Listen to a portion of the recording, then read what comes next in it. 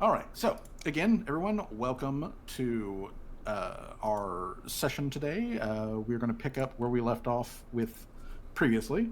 Um, for our flashback here, previous session, the party ran around and did a bunch of things around town that were, of certain importance to get a couple of things done, and they had some strange encounters throughout all of that.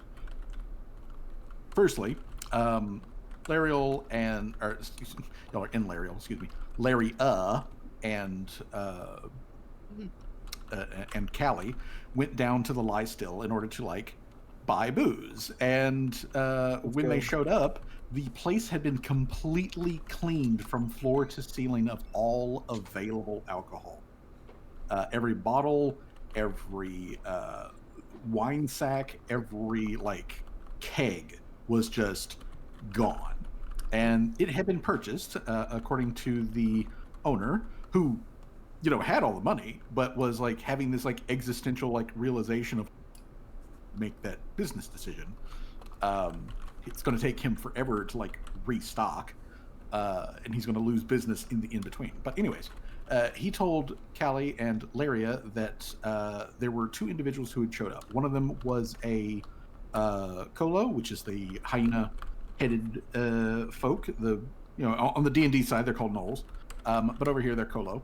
And another guy who he could not remember any details about other than the fact that he was wearing a hat. So You do be wearing that's hats. it. He do be a hat wearer, but like that's literally the only detail that he could remember. I know he do And be wearing hats. That's it. to the point where it looks like his mind was at least mildly messed with as far as like remembering that guy.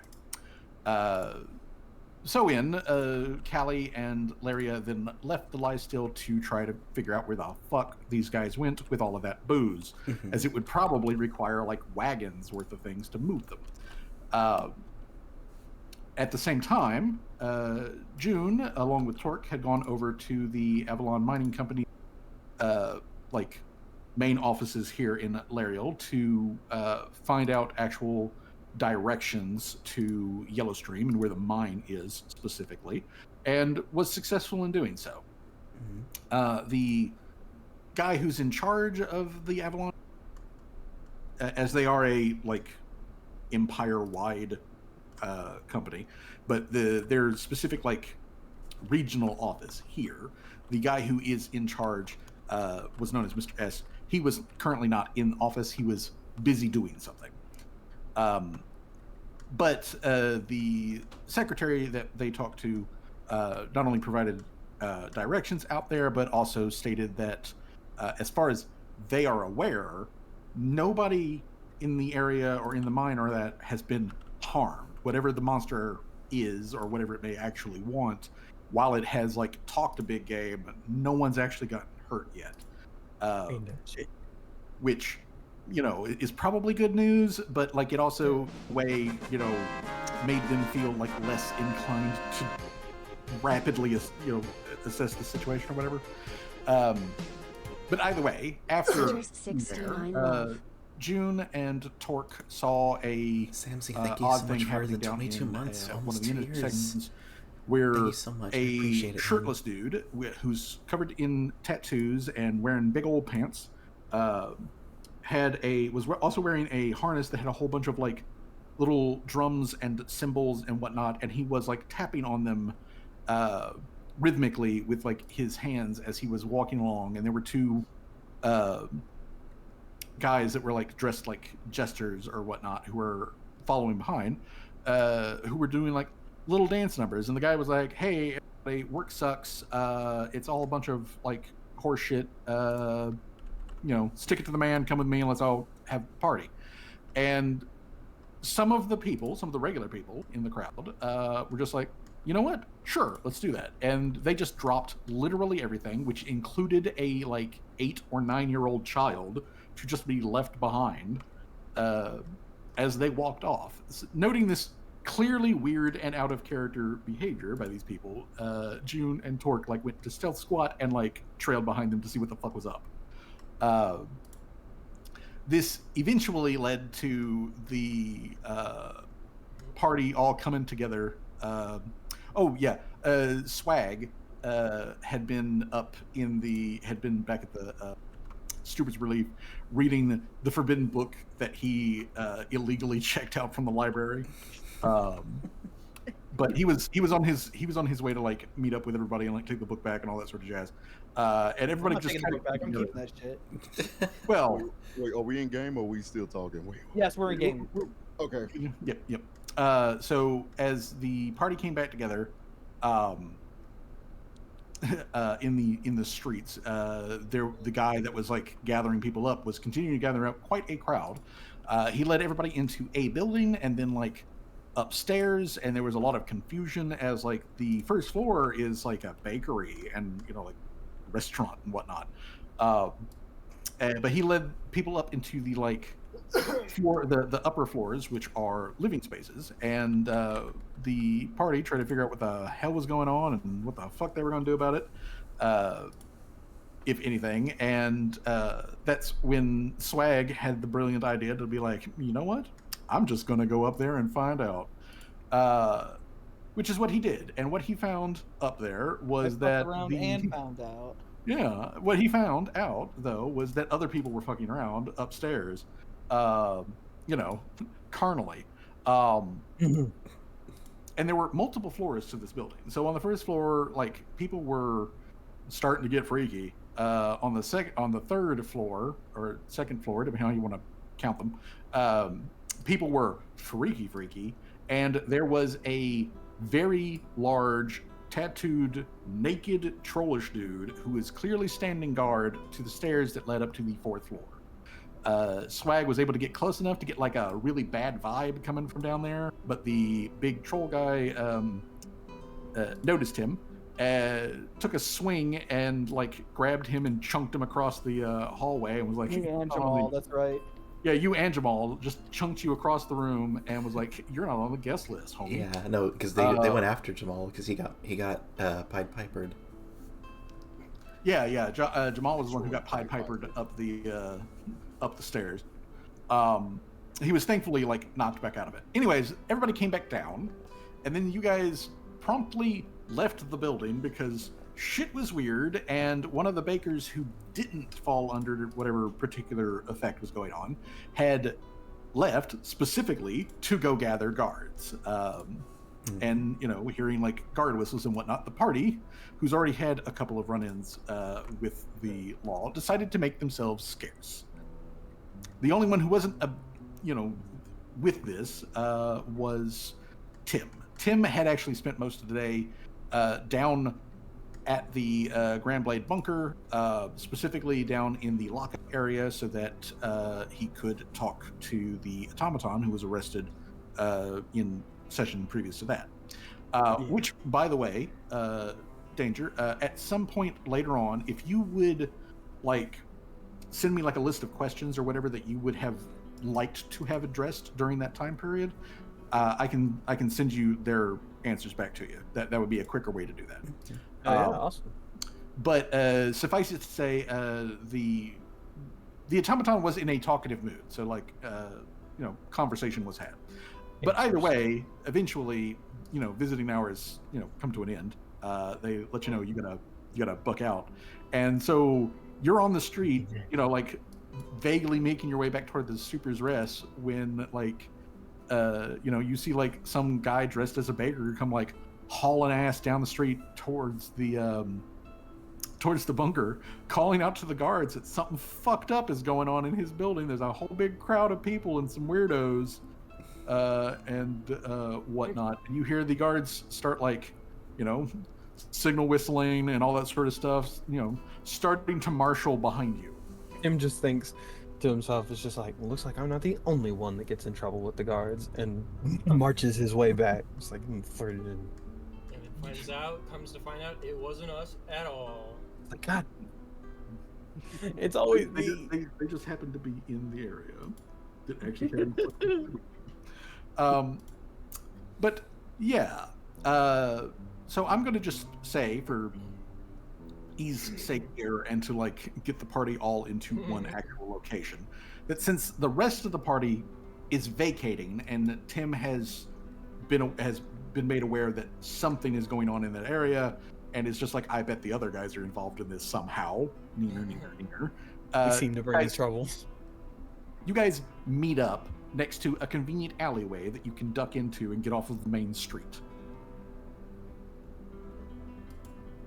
So, the party. I'm gonna just shunt you guys down here away from the thing. I'm going to put an X on the building where this happened, so that we've got that on the map. Boop, just right there. And I'm also going to go ahead and, as weird shit. Odd baloney. Very. Some sussy nonsense. Okay. Some straight bullshit. It is. All right. This straight bullshit is. I was about to say though, Fuzzy, you left out the best part where Callie had the brilliant idea to start filtrating Fear gas. fear gas through the air, the ventilation system. Jesus.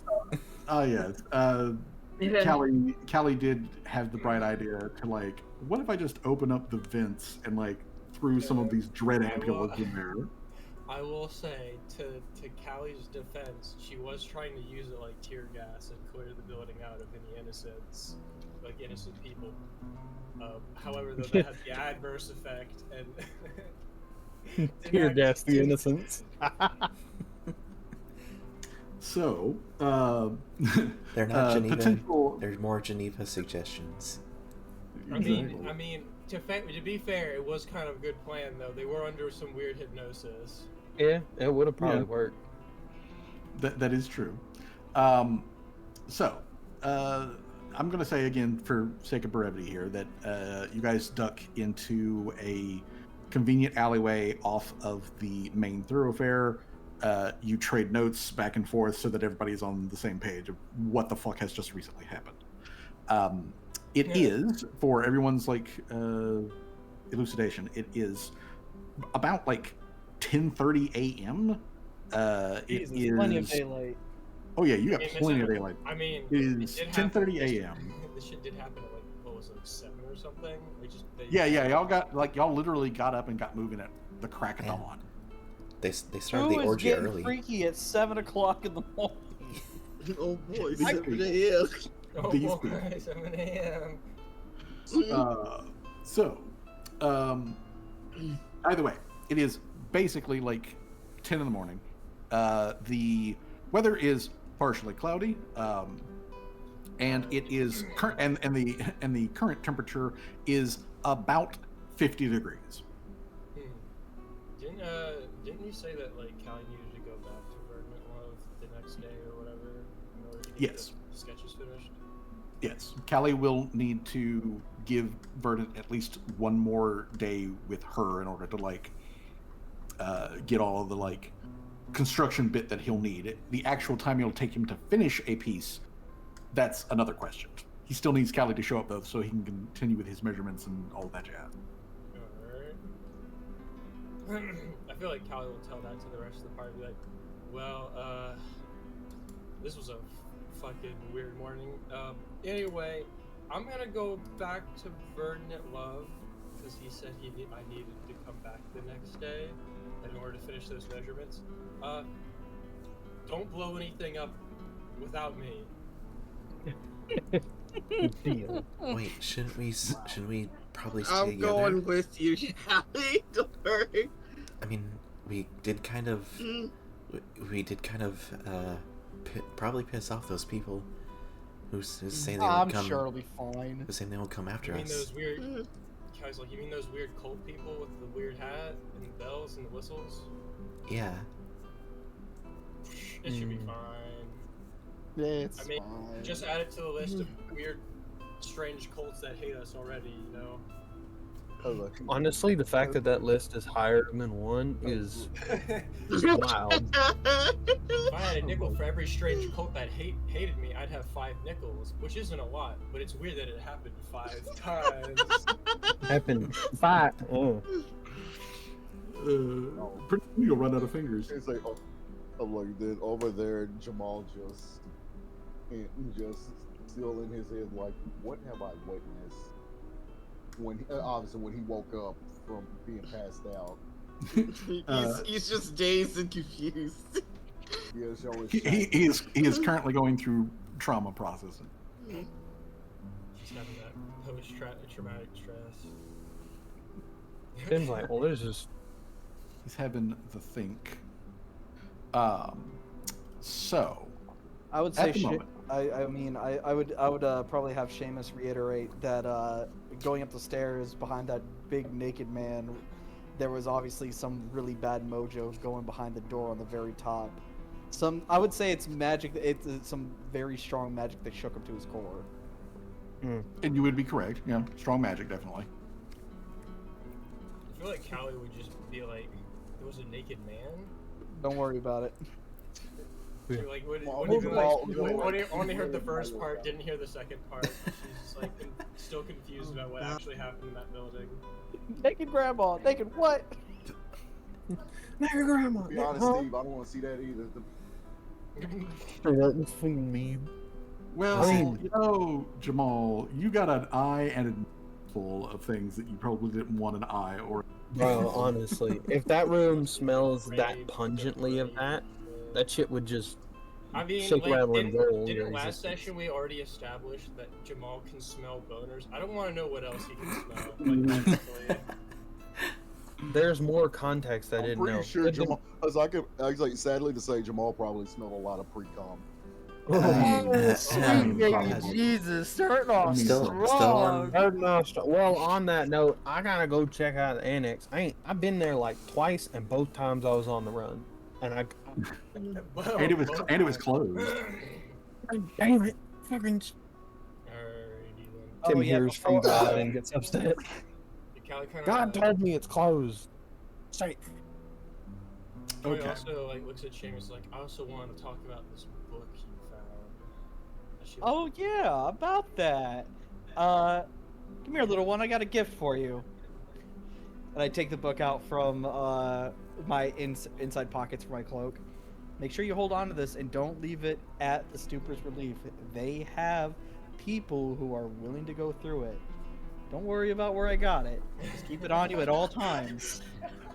didn't Don't- think about it until Don't worry about it. I mean, you could just put it in a robot. yeah, or Callie would put. She'd either put it in the Yeah, robot just or lock put lock it inside the Yeah, inside lock Mr. it inside. Servos. I thought for a minute you were referring to me as put it in the robot, and I'm like, put it in where? No, the I other don't have a robot. storage area. The other The- robot. Put the who in the what now? The other robot. Okay. He opens his head cavity and it's just empty. Yeah. Okay, so His thinking Callie happens with his needs heart. to go over to sit There's your with source Bourbon right for at there. least a couple of hours. Dun-dun. Laria is going to go with Callie for that. Swag, I assume, would also probably travel on because you've got like book stuff to discuss. Yeah. So Tim wants to actually figure out what the fuck is going on with Annex. Both the annex, and I do want to go back to the library, see if I can't look again, see if maybe there's something I missed. But if you feel like there isn't, that was just like they don't have anything, then yeah, I'll just do annex. Yeah, I would say probably just Annex. Okay. That being said, though, that does leave us with Jamal and June. What do you guys want to do? Where do you want to go? Lay low. Yes, but honestly, I mean, That's a yeah. very smart decision. That is a smart decision. Okay. After all that shit, yeah. I mean, All right. probably better stick Just- together in a group though, at least. Well, it's Okay. not like Do you want Callie's to gonna be go going with any of the others then?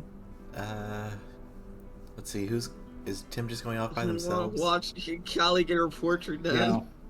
done. Yeah, Tim's just going off by himself. Well, You don't want to leave. Or him you by guys can hang out himself. with Tim. as much as I Like I can handle myself. as much as I'd rather not, it's better to stick together and keep an eye on each other. That way we don't get caught with our pants down. So I don't wear pants. I guess I'll follow Tim. Okay. Jamal, do you have a preference on which group you go with? Represent.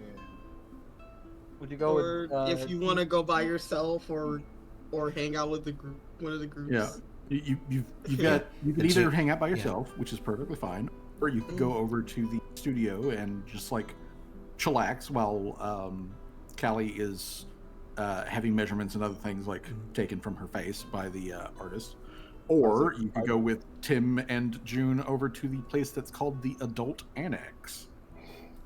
And June is I don't think you want to go there. Yeah, I was about to say. I was gonna say he's already Traumatized. enough of that. Platform that helps companies get more done and save more time. but Teams can stay connected. while June they track would You wanna just do- you wanna do a stress little art to therapy? everybody just to A little art therapy. I'll try it for free. Let's be honest. I think Jamal actually would just go to the pub at this point after what he just witnessed. Yeah. Okay. But do you want to be at the pub by yourself though? After all this shit just happened. Jamal can handle himself. We've proven Jamal can handle himself. Bro, I mean, bro, you almost got kidnapped last fucking session. I don't think you want to be saying that. Not to Alright. mention, it wasn't Yeah. until this session you were playing a third of the character. since the live Yeah. still is currently all bought out, and Jamal would be aware of this. Jamal is also aware of the fact that there is like another place up in the Great Beard that he can go to. So we'll just say that he goes up to the place in the Great Beard. Why? Because Why? I'm like just because after this morning, he definitely need a morning drink. I mean, I get you. I feel you. Okay.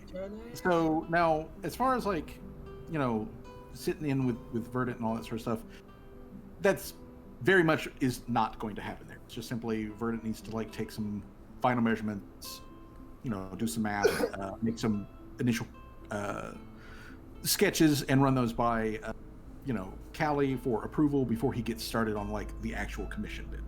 And that's just going to simply take a few hours.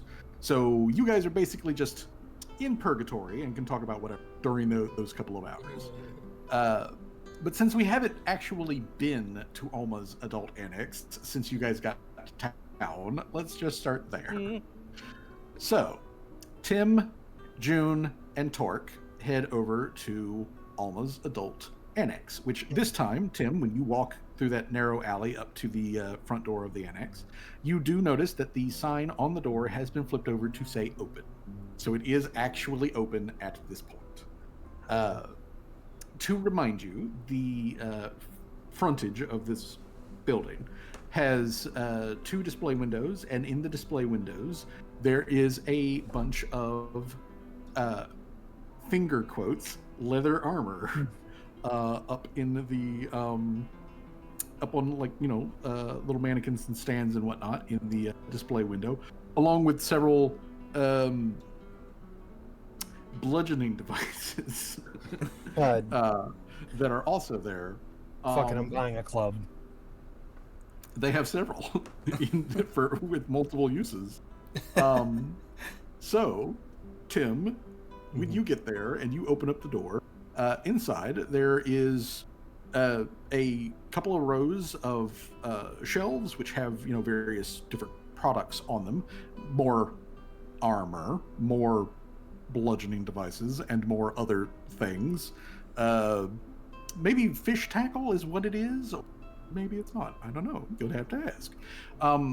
But anyways, at the other side of this relatively smallish shop, there is a counter where the transactions and everything happens, and behind the counter, there is a very tall woman who is probably the titular Alma. Mm.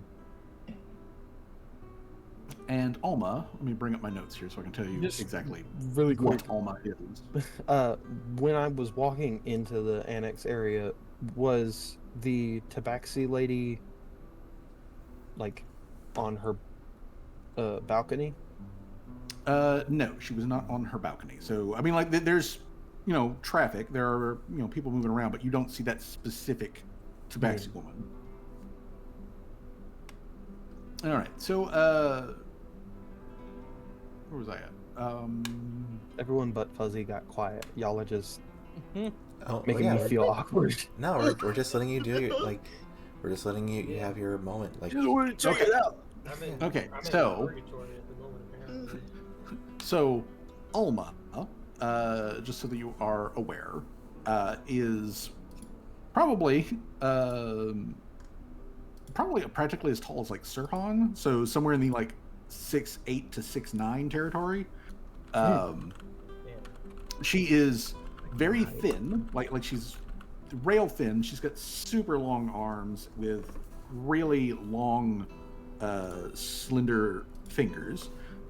She has a very broad face, and she has a like full covering of like hair and fur that goes down like the sides of her head and all the way down underneath her clothing. You can see it sticking out, like on her wrists and on the back of her hands and everything. Mm-hmm. She is a Venara. She has a tail and all that sort of stuff. You're basically looking at a freaking really skinny Super Saiyan. Whoa. Over there. So yeah, she's a monkey lady. And she is at the moment, as you're like coming into the shop, she's standing there behind the counter, and she has like a small, like pocket-sized like little book in her hand that she's like flipping through the pages, and she's got a like pencil gripped in her teeth as she's like looking into the book for something. She looks up, at you, closes the book with a snap, puts it down behind the counter, takes the pencil out of her mouth, and kind of nods at you and is like, "Welcome to the annex. Is there anything I can help you with?" Not at the moment. Just browsing. I saw this place and I absolutely had to come in. Did she give Tim like a face? No. She treated Tim like he's a completely normal person. She didn't even blink at it. Honestly, better than most people in this place. I mean, yeah. Not gonna lie.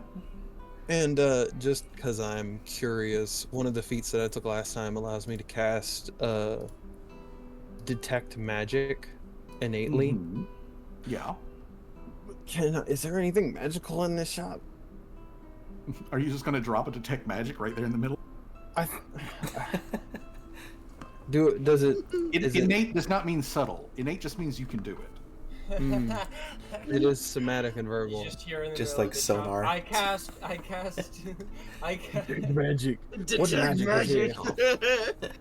it's like for a robot, it's even funnier. It's just like a giant like radar signal. It's just beep beep beep, like something comes out of his head. Just Like radar it goes just- off, like it goes off like a Geiger counter. Yeah, I guess instead of being sneaky about it, Tim, like you should do at a retail store, Tim's gonna walk up and goes, "This might be an odd question. Is there anything arcane in here?" Define arcane. And now that you're close, she does squint at you a little bit. Yeah, of course. And then she like reaches into a pocket and like pulls out some little like round framed little glasses and puts it on her recessed nose and like looks at you. And she kind of like blinks at you more as she's like getting a better look at Tim. I'm gonna play into the profile. I'm not very well versed, obviously, referring to his metallic body. I'm not very well versed in most aspects of organic creatures. So I guess my question was more: is there anything here that is magically infused? I have a few items, yes. Is there anything specific you're looking for? and like, you can see like her now that she can like see clearly with the glasses and whatnot, and she's got a better assessment of Tim. Like you see when she says that, like she's looking at Tim, but then like there's a quick glance up as she looks from Tim to like June and Torque, who are over at the front of the shop, who haven't said anything. So like she just flicks her eyes like back and forth and like, is there anything specific you're looking for? Tim notices this, ignores it. Oh, well, not anything specific. I was more curious about what Tim like struggles for the words as the player am. Tim's just trying to ask like both because I want to know what the magic items in this store would be, and also because Tim is curious what magic effects you can create on this kind of subject. Like, what can you do that is sexual magic? There's surprisingly there's a lot. I'm just thinking of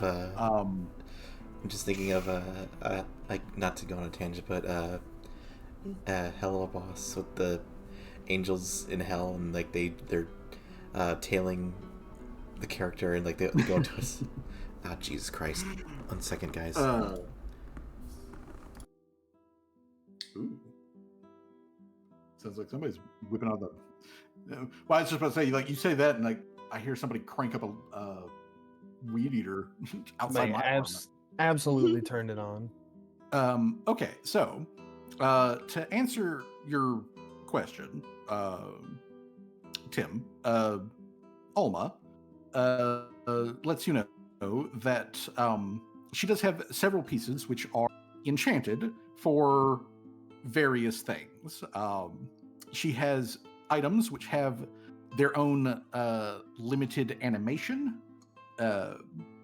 They are wearables that, you or somebody else wears, and then while wearing them, they can animate in various ways, which can basically, it's a fuck if you wanted to, yeah, it's basically a fuck machine. Mm-hmm. Wanted to like cosplay as a dolphin with a prehensile penis. She's got something. Okay, I come back and I hear cosplay as a dolphin. Yeah, if you want to cosplay as a dolphin, she's got shit for that. But in addition to those sort of things, she also has things that aren't sexual. But the way that she has implemented them, they certainly feel sexual. Specifically, she points out that some of these like leather pieces that she does have, here in the store, they do actually count as like leather armor. She's basically saying she has +1 leather armor here in the store. It's just kind of like kinky looking. Female video game armor. I gotcha. Kind of, yeah, sure. It protects you even though it doesn't really protect. Yeah, like it protects you better than it has any right to actually do.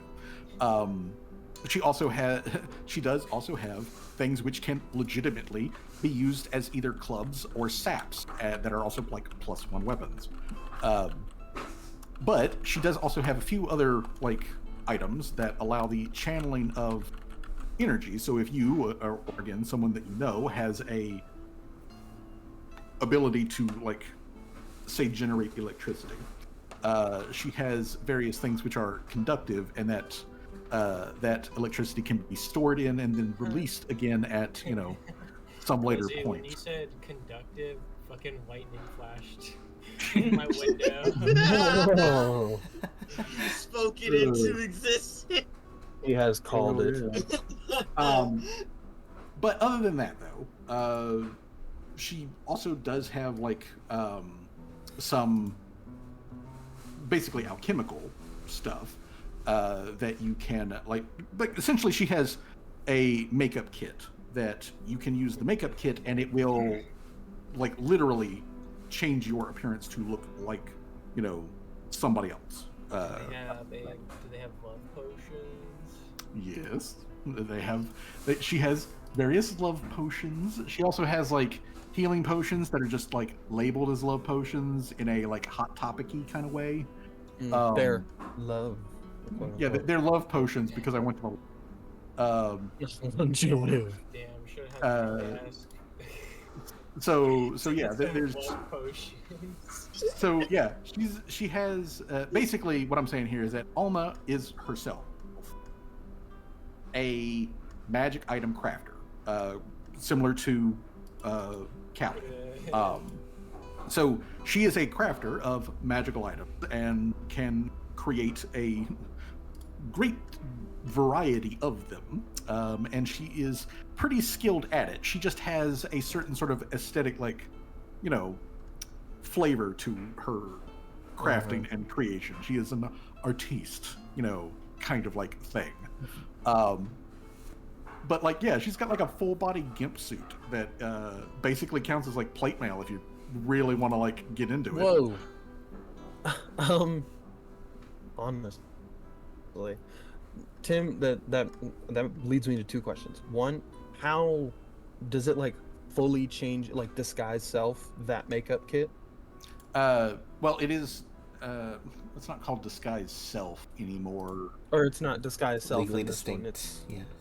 Yeah, it's OGL distinct. Disguise. It's disguise one's own person. I mean, it is a disguise kit, but it is a like it is the item, you know, like disguise kit, which she has both like replacements for if you've already got one, but you need to top it off. She's got replacements. She's got the base, and then she's also got the elite version of it too, which is a level 3 item. Would one of those help Tim look like a human? Yes, it would help you look like a human. Basically, when you put the stuff on, it allows you to cast the spell Illusory Disguise. Which means you can't look like a specific person, but you can look like a person. That'll help me from getting the nasty looks. Yeah, you could completely look like a different ancestry than what you are. You do have to remain within the same sort of body type. You can't change your height or your apparent weight, you know, like more than like say 6 inches plus or minus, or 50 or so pounds back and forth. But very heavy human. But you could just look like a person. You know, like you could look like just a human, or you could look like a Human elf, Tim might be cursed now. Honestly. Human Tim and might then be cursed, but if you want to find out how cursed it is, you'd have to buy some. And then secondary, is there some kind of like belt or like headband or some gimp kind of thing that would help resistance to bludgeoning damage?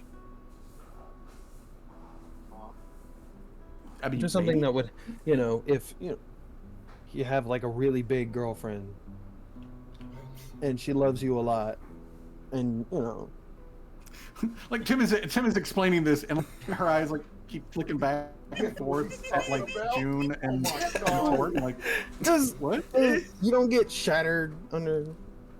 Maybe it's just the Callie, isn't it? I just imagine them two just like outside the store, just be like, should we be concerned about him being there? Do you think he's gonna like? I mean, like from y'all's point of view, from your and Torque's point of view, you can see Tim like leaning on the counter, having a conversation with the tall Venaro woman on the other side, and she does for some reason keep like looking back and forth, like down at him and then up at you guys and then back down. And after like the second or third time, June sees like a smirk slowly growing on Torque's face, and then like she just kind of gets into a pose while she's like standing there. So if you're like on either side, she just looks like you're standing there, but if you're looking straight at her, she's obviously making like a suggestive pose so that whenever the lady looks back at you guys, Torque is just like Torque's real going for the bit. She's committing to the bit. The more important one is that disguise kit that would make me look like a human, but something. You can get a disguise kit. which gives you a single casting of the illusory disguise spell. It also just acts as a regular, makeup kit, so it still does that as well. But it does have the one magical bit. Now, if you want something that will give you resistance, yes, she does have something that'll give you resistance, but it's only like temporary. I was laughing at what It's on. It only lasts. It will only last you about an hour, but I just realized something. I still have that scarf that the automaton had, so you might not even need the disguise kit actually. Oh, that's right, the scarf. Shit. You might not even need it because I could just give you the scarf and you could use that as your disguise. It's a surprise yes, tool. as far as Tim knows, the scarf should still be in Mr. Servos's glove compartment. Glove And okay, how much for the bludgeoning damage resistance? Well, if you want one dosage of it, it's going to be 45 gold. Oh my god. Yes. Because bludgeoning's not a common one. But if you want bludgeoning, it's expensive. Tim don't got that. Tim don't got that money. Well, So Tim will note that and go, all right, well, thank you very much. This was very informative. certainly. Is there anything else I can help you with? I'm sorry if you guys hear thunder in the background. It's fucking raining where I am. Yeah, it's about to start here. Tim You're like fine. leans against the table and turns, and just because he's like, "Is there anything else I need?" Like looking at the stuff on the shelf, and like looks and catches the two posing, and then goes, "No, I think we've got everything we need. Thank you." And then is going to turn and walk out the door. Yeah. Torque just really commits to the bit once you like turn around, full on, just like, posing like she's like fucking selling herself. So as you like, June just like, but as you come out the door, she like, shifts back into like a normal like standing pose, and she's just got like the fattest smirk on her face. It was fucking tight. Goes to like fist bump Torque. It's like, oh, shit was funny as fuck. What was she asking you about? That she kept looking at us. Hey, okay, so, and I was just asking, well, biggest question was I was asking for a disguise kit so I would not get his dirty looks. But then I also just kind of went down the tangent of like, what magic do you sell at an adult annex? And she kept, I think she was picking up on vibes, and they were pointed outwards, but I don't think they weren't meant to be pointed at y'all. right, of course not. Yeah. Oh, I asked for the biggest thing I asked for was I asked for anything that would help with bludgeoning damage, or just to keep me so I don't break. Like, you see like Torque is happy but otherwise neutral sort of like look on her face. But then after you say that, like there's like a heartbeat, and then like you see her eyes go wide, and she goes, "Oh, I made a metal. I made a metal, not adamantium." And then walk. That just gets like a eyebrow raise from June, and just kind of a side eye at Torque. Bombastic side eye. From a little offensive side eye. Torque is snickering and trying not to just burst out in laughter. Today But, has been Yes. testing. It's been a weird one, truly. I think Tim turned around and was like, if y'all don't have anywhere specific y'all want to go, I'm hoping I kind of want to go to the Grand Blade bunker, see if I can't get a little more information on because I wouldn't believe that they haven't at the very least sent some people out to go fight the monster, and maybe if we can just get an idea of weaknesses, potential, Can just something. Yeah. I'm just asking for the DM. Sorry, I didn't mean to interrupt. But GM, wasn't that more or less kind of what I asked earlier? Or Well, Oh. you asked, but the secretary didn't have any of that. She just simply had the location, place you're going to. yeah. The secretary also did not say anything at all about the local authorities doing anything about it. Like, she didn't confirm or deny any of it. So if they have done something, you would need to ask the guards directly. Yeah. But they did That's what I was say like, get some- that who was out for at a meeting or something, right? Mr. S, the guy who is the local head of the Avalon mining company. All right. Well, You go back and Mr. S. June would suggest that if they do go back, that this Mr. S person might be back, and they could ask him some questions regarding that. She'll that'd probably be better than the guards, honestly. I need June and Tim to both roll a perception check. How long is this them being at the adult annex? How long has that been going on for? Probably like an hour-ish or so. I was only asking because I was like hoping to tag along at some point. Mhm, but it's yeah. probably still like burning a lot. June would suggest to There are check on. questions I would like to ask as well. There we No go. evil intentions whatsoever. Okay. All right. Them got good lookers. Tim do got good lookers. I need to check something real fast, Tim. But so as far as you and June are concerned, do you guys want to go to the bunker, or do you want to head back over to the Avalon building and like see if you can talk to the boss? Yeah, that probably the Avalon building. Okay. All right. Okay. Okay. What is the DC?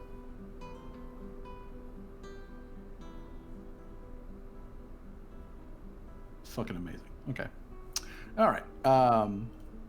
Then you guys are to Avalon. Let me get y'all out of the way of the X here. Okay, so you guys head back over to the Avalon building. And when you get there, the secretary is still there up front. And when you guys step in, she looks up and, scans everybody and, sees June. And she raises her hand in greeting and asks, is there something else that you needed? We were... Oh, yeah, go ahead. We were just hoping to see if Mr. S was back in yet. We thought it would maybe prudent to ask him a few questions directly before we head out. I can check for you if you'll wait just a moment. All right. Can Tim do a perception check in the building? Yes, you can. I wish I was there. Yeah, Unfortunately, you're having your face squeezed by a large acorn. A large... Your face squeeze. Like, he's got calipers and everything all up on taking precise. Oh, measuring your beauty score, I guess. yeah. All right, so I was gonna ask so- if June could maybe like check to see if the secretary if was I don't know, maybe not annoyed but surprised that they were back and maybe not wanting us to talk to Mr. S, if that makes sense. Yeah, then you can go ahead and make a perception for that. Perception, okay. That's what I was wondering, because it feels like maybe this creature has put some spies on the inside.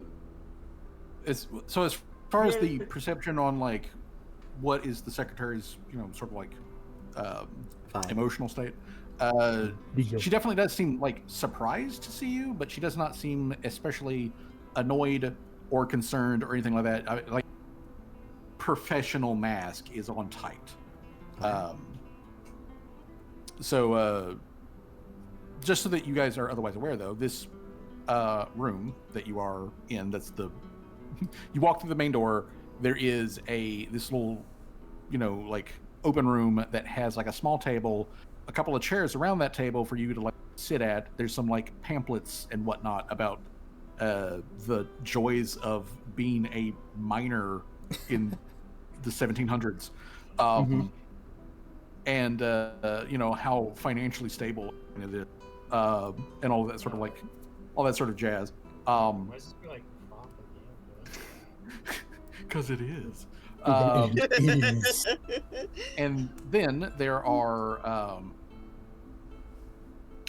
besides that, there are two doors which lead out of the room. The secretary, who is human, she walks into one of those doors, which she closes behind her. But as she briefly passes through that door, you can see that there is another large room behind this one that then that is then broken into like basically cubicles. And there are other people in these cubicles who are currently like, writing stuff down. You get a brief glance to see that like on at least one of the tables back there where there's one of these like office workers back there, they have a like weight scale thing on the desk, and on the part that you can see, there are very clearly gemstones stacked up on there. These are rough, uncut gemstones, but they are currently being weighed in the bag and all that. But she walks back there, closes the door behind her, leaving you guys alone in this front room with like her desk, the table, a couple of chairs, and like I said, pamphlets, which are basically just poorly disguised propaganda. That sort of stuff. So for the moment, you're by yourself while she goes and checks and see whether or not Mr. S is back in the building or not. Tim is going to really quickly cast. It can be seen, but there's nobody here to see it except for the people who already know it. So Tim's gonna cast detect magic, just like anything in here. All right, Or 30 Tim, feet around. your Geiger counter goes off. The ping on your internal HUD says that it is right at the edge of, almost directly below you. Who'd have thought? So there's something magical underground stuff. Yeah, so there's something magical in the basement. Tim's gonna like lean over to Torque. It's like, are you getting any vibes off this place? Am I supposed to be getting vibes off this place? I don't know. Like, do you want me to search for vibes? If you could. What to touch? You see Torque like walk over directly to like where the secretary's like desk is, and like she walks around the desk to look at it from the other side, and then she like holds her hand kind of like hovering and not touching any like over the desk, and she's sort of like selecting what object she wants to try to like get a vibe off of. There's also, by the way, something magical downstairs. I don't know if you could feel that, but well, I'm not trying for it at the moment. Let's see what we get off of this. And she she grabs like a little like paperweight thing that's got the symbol of the Avalon Company, that then has like the like stylized green dragon that's part of the flag of the Empire like on it. Because that's the other thing, is that like, first of all, there's a lot of propaganda for the mining company, but then it's also like mixed in with propaganda for the Empire in here. And so like she puts her hand on that and she does her psychometric thing, which, let me open up her sheet and click on that. Tim's gonna, while doing this, just like make sure nobody's coming. Okay, well, she's gonna have to concentrate for a minute. So for 1 minute, Torque has to like hold this thing in her hand and think about it. So while she is in the process of doing that thing in that 1 minute time what is June and Tim going to do? June. Tim is. Oh yeah, go ahead. Go ahead. Go ahead. Tim is just gonna like do perception check, like just general perception to like make sure nobody's walking back. Just kind of and if he does hear somebody walking before her time, before she can do it, he's going to like try and like as nonchalantly as possible. Like, is there a door? Yeah, Between there are two doors. There's the one that she went out of. There's the other door that leads somewhere, but it's just those two doors, and then obviously in from off of the street. Yeah, Tim is going to like move towards the door that she walked out of, and if he notices somebody like coming through that door, he's gonna like try and as nonchalantly as possible stand in the way of it. So like if they open the door, they like bump into him, and he can do the like, oh my bad, sorry, in the way. Try and give her a couple of seconds to get out of dodge, kind of thing. To not look like she's snooping. Yeah. Okay. Well then, Tim, as would be the case, as you have correctly assumed, it doesn't take a minute for the secretary to do like whatever she is doing, and coming back, you hear the telltale click clack of high heels coming down the coming towards the door, and it opens, and on the other side of the door there is the secretary, and then behind her there is a very well dressed human man. He has like dark brown hair, which is cut pretty close. There's streaks of gray at his temple. He's got a very like strong jaw, weathered face, and everything like that. But everything about this guy just screams like Older. noble and money. You know, like that kind of like thing. You know, like he may have had like a relative, you know, life earlier, but he's been living in a much more posh environment, at least for the past like decade or so. Yeah. But anyways, her eyes like widen because you're like right there at the door. She's like, oh, pardon. Excuse me. Tim's gonna be like looking at some of the posters, specifically one that's kind of close to the door, and when she like opens it, it'll just like not like run into him, but like clip him a little bit, and he'll like, oh, I'm so sorry. I was admiring all of your well-made posters. Roll a deception check, Tim. I mean, it's kind of pulling the like, I'm what I am, but I'm that's an idiot robot. Sorry about that. Oh, deception is 3. Are you sure? Yeah. Okay. I mean, it's a 15. That's not terrible. Not terrible. Okay. Even if it's just to give enough time, if Torque can't get the entire psychometric reading off, at least so she can Torque can get out of the way. Yeah, I was So going. they're I was not going to behind like it, scamming the thing. try to like maybe like not stand like in the way of like Torque, but like, you know, at least like make it like seem like not so obvious that like she's like rummaging through the desk, you know, like if there's a way I can like position myself or like stand close to Torque to do that. You can with Tim providing a distraction. It gives Torque a bonus on her thing, so she's just going to make a stealth check to get at to just, you know, shift herself away from like behind next to kind of thing. So you catch that little bit of movement out of the corner of your eyes as she like, you know, pops over to like the side of the desk.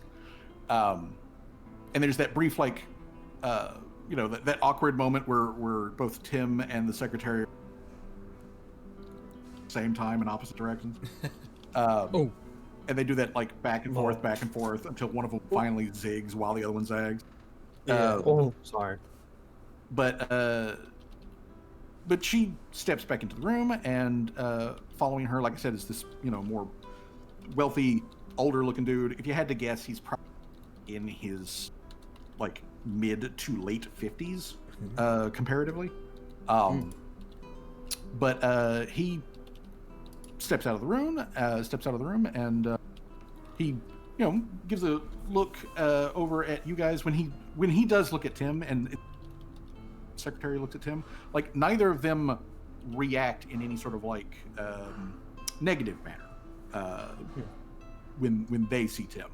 As a matter of fact, you actually get a like very obvious like smile from the older gentleman as he steps out, and he specifically holds out his hand and offers it to shake. And he says, "Hi, I was told by my secretary here that there were some folks that wanted to speak to me. You'd been by earlier asking questions about what's going on up in Yellowstream."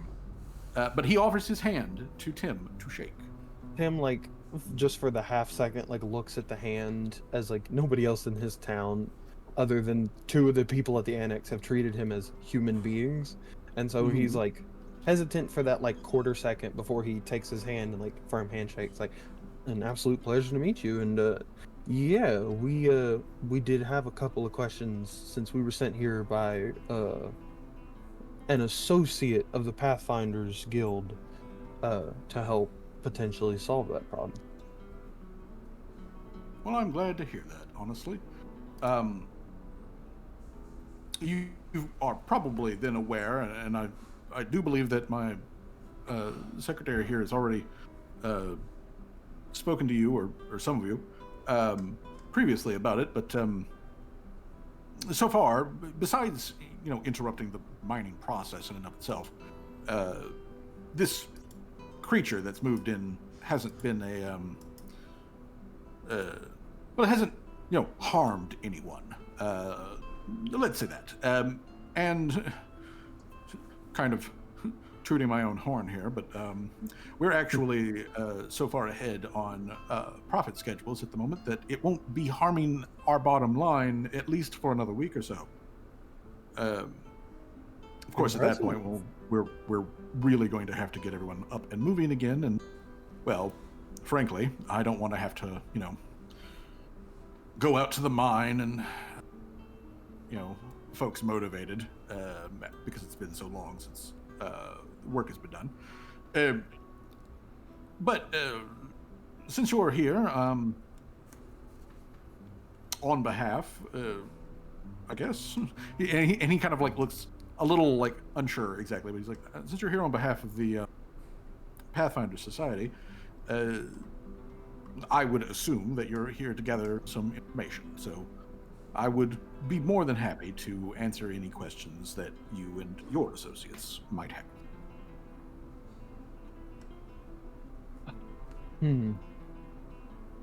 Tim, like, thinks for a minute. I'm actually trying to think what kind of questions we would have about it. You're the one who brought us here. Wish I was there to ask them. Well, let me give you a little bit of a prompt here, Tim. You would probably want to ask. Pardon me.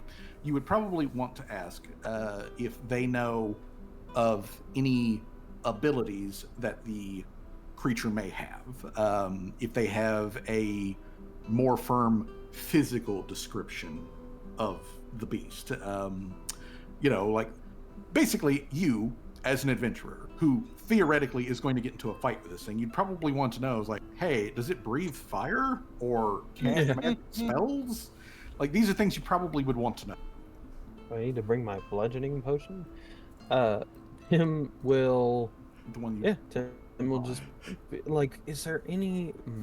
We got a vague description from a couple of people, but as somebody who was either there firsthand or talked with people that were there firsthand, you don't happen to have something concrete, potential abilities that it has, any special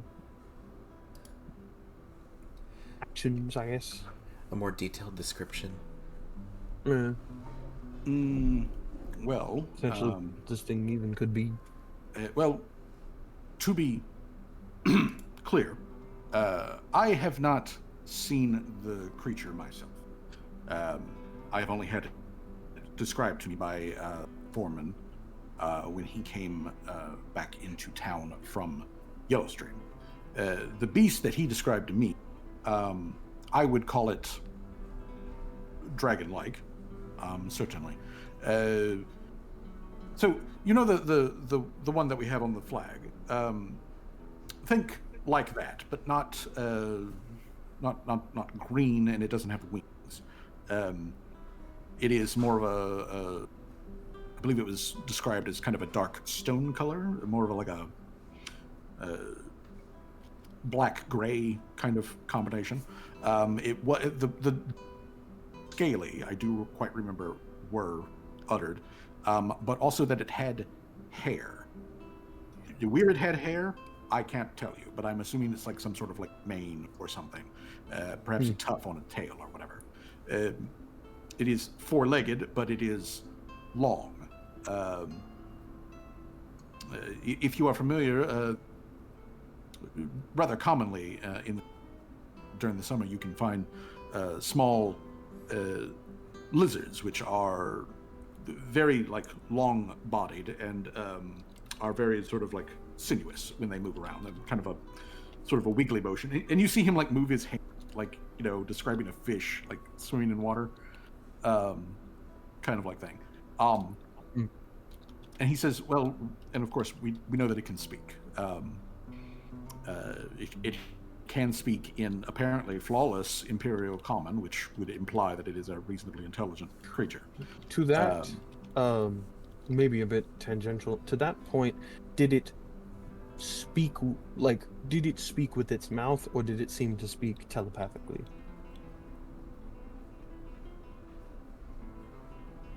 The foreman never made that clear. Not that I would have even have thought to ask. But the foreman did not say that, at least not that I recall, that he heard it in his mind or anything like that. Some sort of communications magic or that kind of thing. So I cannot answer you that question. It was implied that it was said. That it was said aloud, and was said aloud to a small crowd of about 15 people, and seemingly everyone heard the same thing. So, as far as I'm aware, it speaks, just as you and I are speaking now. With, to the GM, with this information, can I do some kind of check to see if there's anything in my memory banks that I remember a creature that looks like this, or is this kind of still too vague? You could make a Arcana check. Whoa, I'm actually good at that. It is a high DC, I'll go ahead and tell you. Okay. It's way higher than that. Yeah, Tim takes a moment to think, and then just like, nothing. So, yeah, so dragon basically without wings and hair. Dragon, no wings, hair, ? Able to speak, yes. Spell casting, unknown. No one has.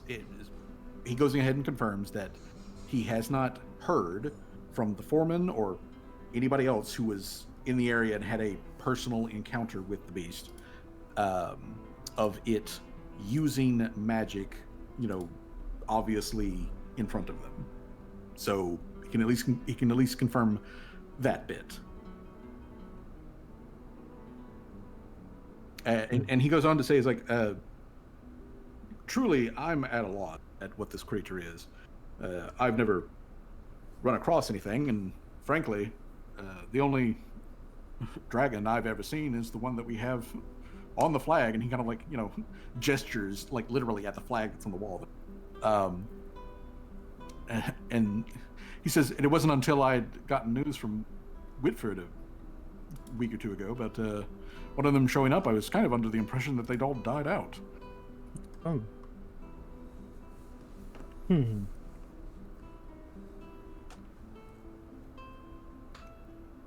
Well, there didn't... I assume not, since this creature hadn't actively attacked anyone, and attacking it would have been foolish. No information on some potential physical weaknesses or cracks in its armor? Nothing that I could tell you with No. any sort of certainty whatsoever.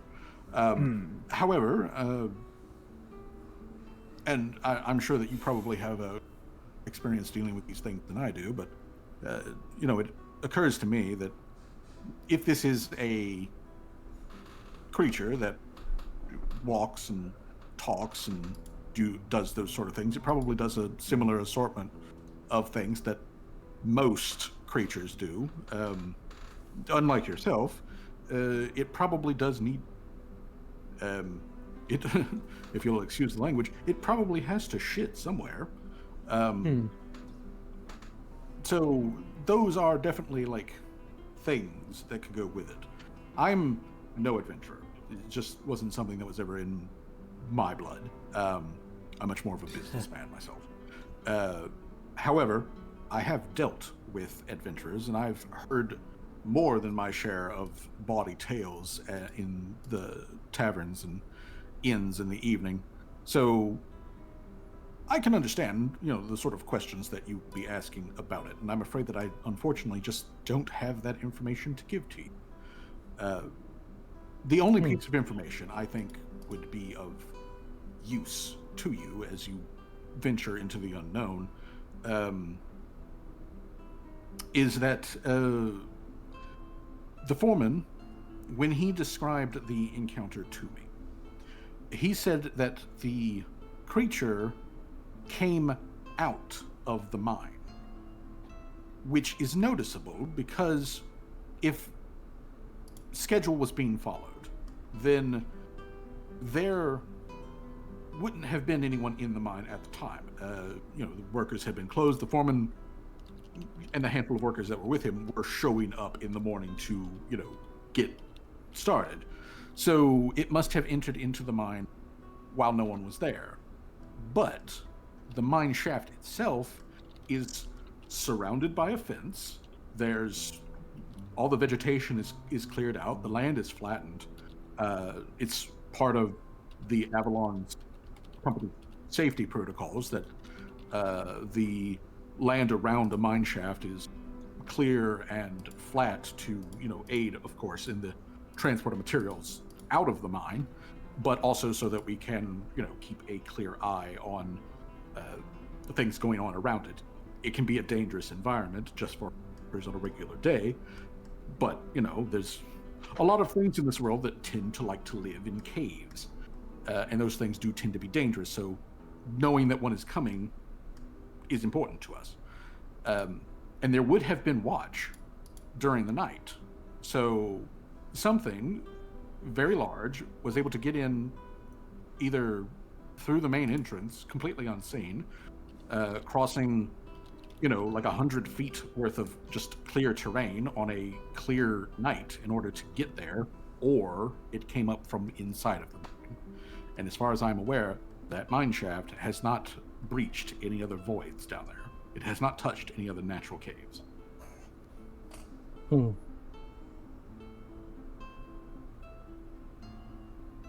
Well, that is odd. Something from within the mine. How far away is the mine itself? In what direction? It's As was described by the secretary, you would need to, if you're looking at the map here, you would need to go up this like north road towards Bossfield. It's basically like a day north out of town, and then there is a fork, and you just got to go a couple of hours there at Yellowstream, and then the actual mine shaft itself is like maybe 35 to 40 minutes of a walk away from the village. And all of that is uphill. Just so you know, like that road goes into the mountains. So that is the direction you're going. Well, this has been enlightening. Thank you. I'm hoping with some of this information we can do something to get all this cleared up for y'all. I need June, you may see your character sheet open and close. That's just me. Don't worry. Okay. Don't worry about it. My next plan is to go to the library, see if I can't cross-reference those descriptions that they were talking about with any animals.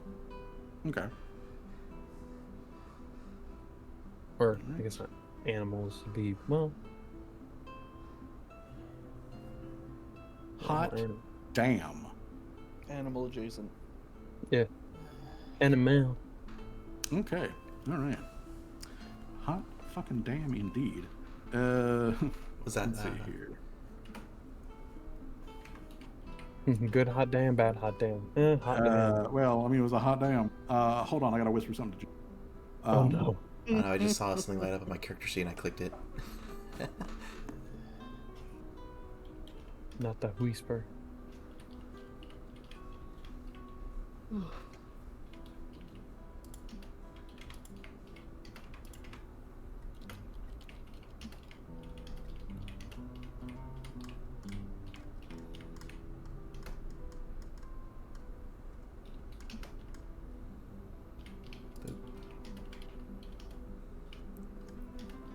didn't even know that was a button there. I think. Oh, how big was it? I guess that would be like a tangential question. It was this big. It was this big.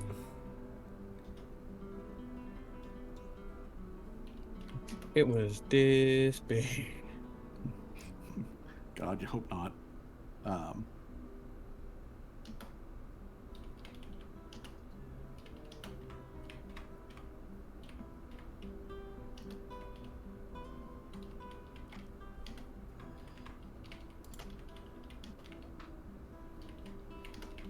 Ah. Linger. Okay, there we go. Anywho, so Mr. S shakes your hand again, Tim, and he says, "Well, I wish you luck, and obviously, you know your business better than I do. But if it looks bad, there is absolutely no shame in coming back to Laurel to rouse the bunker to send out a full contingent of the guards. If you need backup, come get backup." I'm hoping we can just talk to this since it seems to be at least somewhat.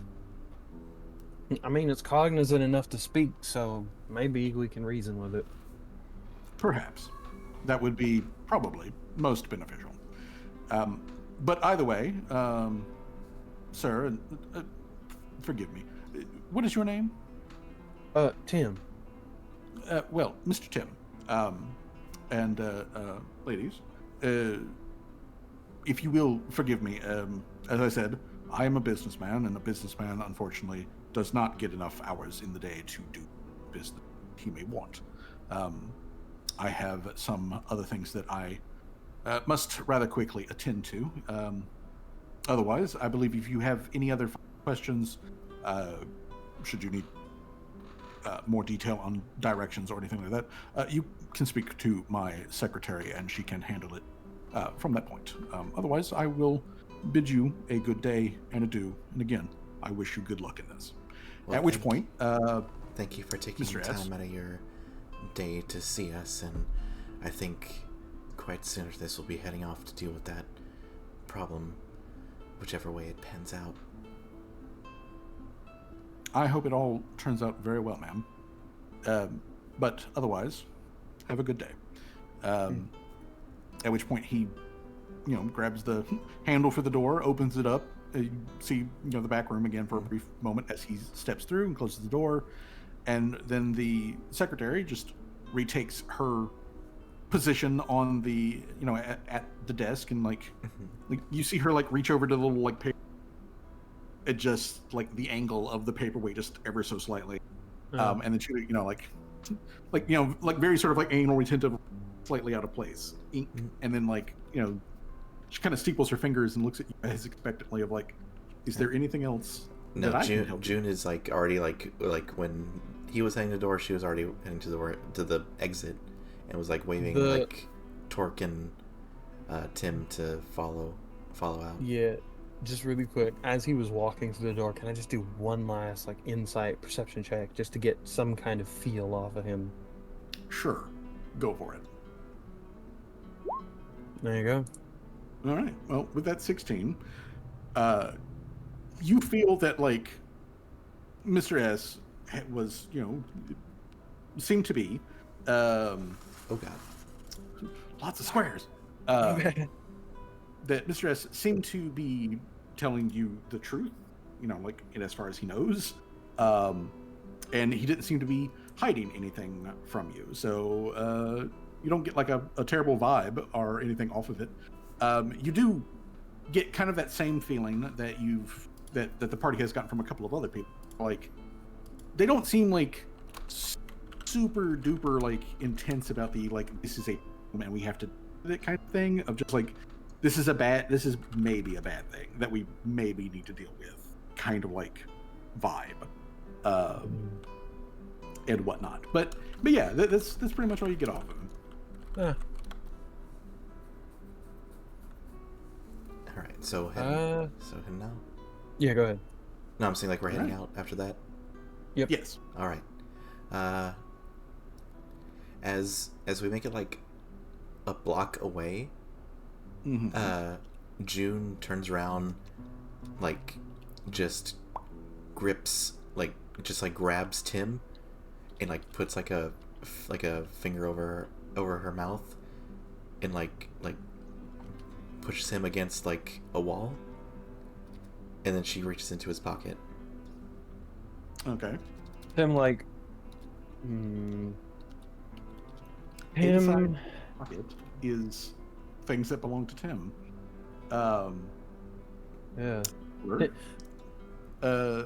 There is in there a musty old coin. When you grab, like, before you pull your hand out, you have grabbed something and reached into Tim's pocket without. Can I just, like, grip her wrist? I mean, yeah. Because, like, Tim understands most of the time, and he knows his friends to some extent mean him no harm, but that was a lot very suddenly. So Yeah. was that athletics? Okay. Well, I'm not trying to hurt Since- him. I'm just like, what the fuck are you doing? okay. Yeah, well, that's- first of that's- all, since June is the one who is initiated, what is Tim's athletics DC? So That's the number number plus that's 10? yep, the number plus 10. That would be 21. 21. Okay, so then June, if you would make an athletics check versus that DC 21. 28. Okay. All right. All right. That is definitely enough for her to like grab you and like put you up against a wall. I'm assuming that June is not doing this in an extremely aggressive manner, Yeah, right? that's why she like put like lip over her mouth, like dragged him and like kind of shoved him like out of like the middle of the street and did this, and like so she reached into his pocket. He is about to pull out the thing, and like I guess Tim grabs her arm, and she's like looks up at him and says, I am just checking something. I don't think that Mr. S was as squeaky clean as he made himself out to be. And she like again like nods with her head to the pocket that like she has her like to the pocket that she's like got her hand in, Mm-hmm. and like trying to make it like a little bit like not just saying it outright to Tim, but like Just kind of showing it like, this is some bullshit. I feel Mhm. you. so does he let go? Yeah. Alright. Like as soon as like you reach in there, like he's not stopping your arm, he's just grabbing it. Mm-hmm. And then you pull out a musty coin that he's never seen and immediately lets go. It's like, this, I've been fucking tagged. The coin, so that you guys are aware, is a imperial silver piece, but it is a ancient imperial silver piece. Like, this is basically a museum piece for a coin.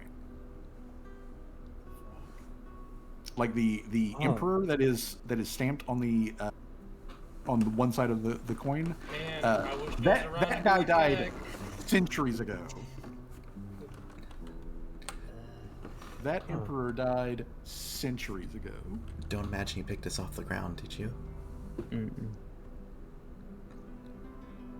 Is it You like? know- Does it seem like it's enchanted or anything like that? Or I Again, guess like at will, Tim casts the detect magic. Is it glowing or anything? Well, visually, it looks like a regular ass coin. But as soon as Tim like puts out his magic detector, it starts clicking and a clack, and that Geiger counter just going off. There's magic here. God damn. We got to get this back to the group. get back to the group. I was thinking about throwing this on one of the roofs up on. Well, I mean, We don't know what this could be. we don't know what it does, but then again, we don't know. I mean, it can't. Dude, how did you know it was in my pocket? I saw him slip it underneath. I saw the secretary slip it to him, and he put it in your pocket when he shook your hand. Oh. June, Mm-hmm. make a just do an intelligence check. Okie dokie, just a flat int. Yep, just a flat int. That's a nat 20. Okay. Let's go. You know, Nice. You know what? While you are standing there, very close with Tim's, speaking in a low voice over, what you're going to do with this like coin and whatnot. So, like I said, it's got a picture of an emperor who's been dead for ancient coin, and it's scuffed and beat up and everything. Like it's a coin that's definitely been fucking around. Mm-hmm. But you see that some of the scratches on it look extraordinarily similar to a symbol that you are aware of, a particular occult symbol. Has it? Was it a certain? Yeah, I guess. Yeah, can like. I guess. Can I do I some guess, kind of check? Like that feels either occult or, like, I guess history maybe. Some kind of check to see where that thing comes from.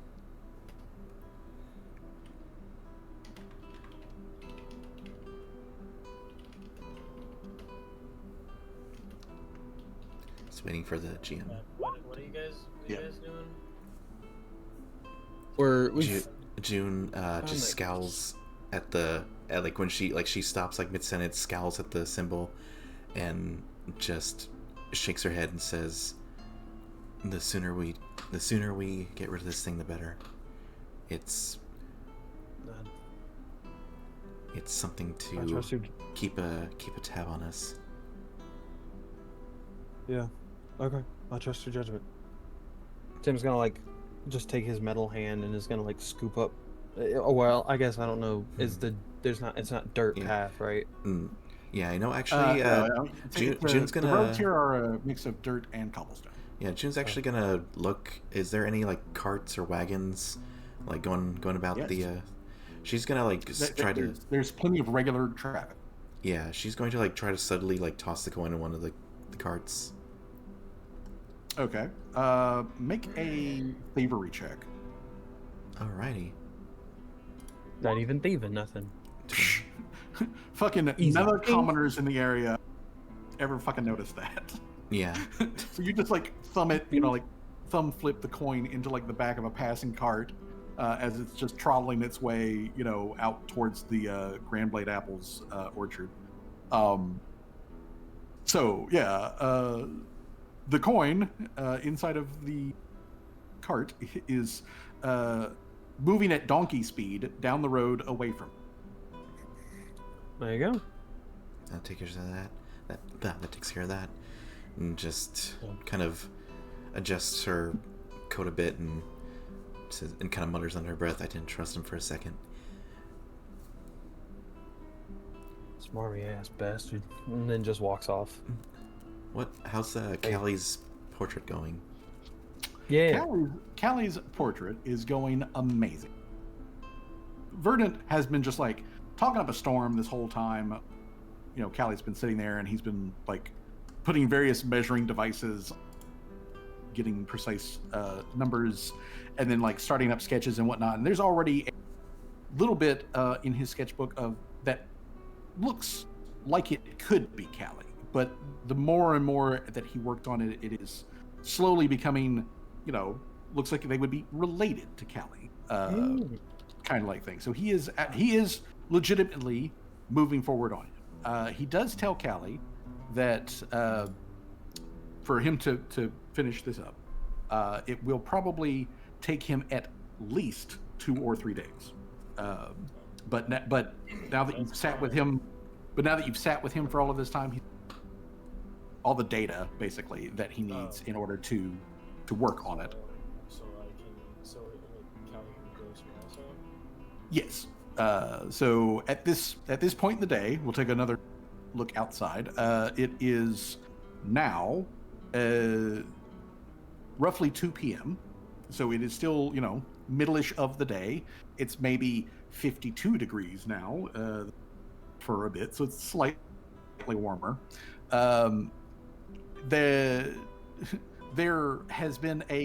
a noticeable lack of like guards on the street when y'all step out. Well, it makes sense considering what happened this morning. Yeah. They're probably still all gathered in a specific location where weird shit TM happened. I'm not even sure what I want Callie to go do, because I did want to go to the Avalon Mining Company and ask some questions, but that seems redundant now.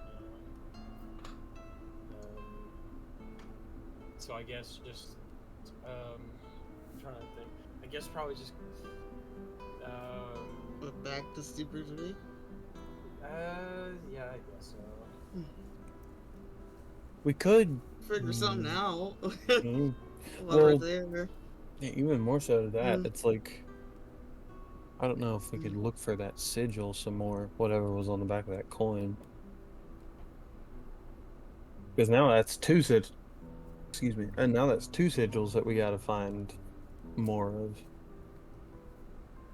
It is.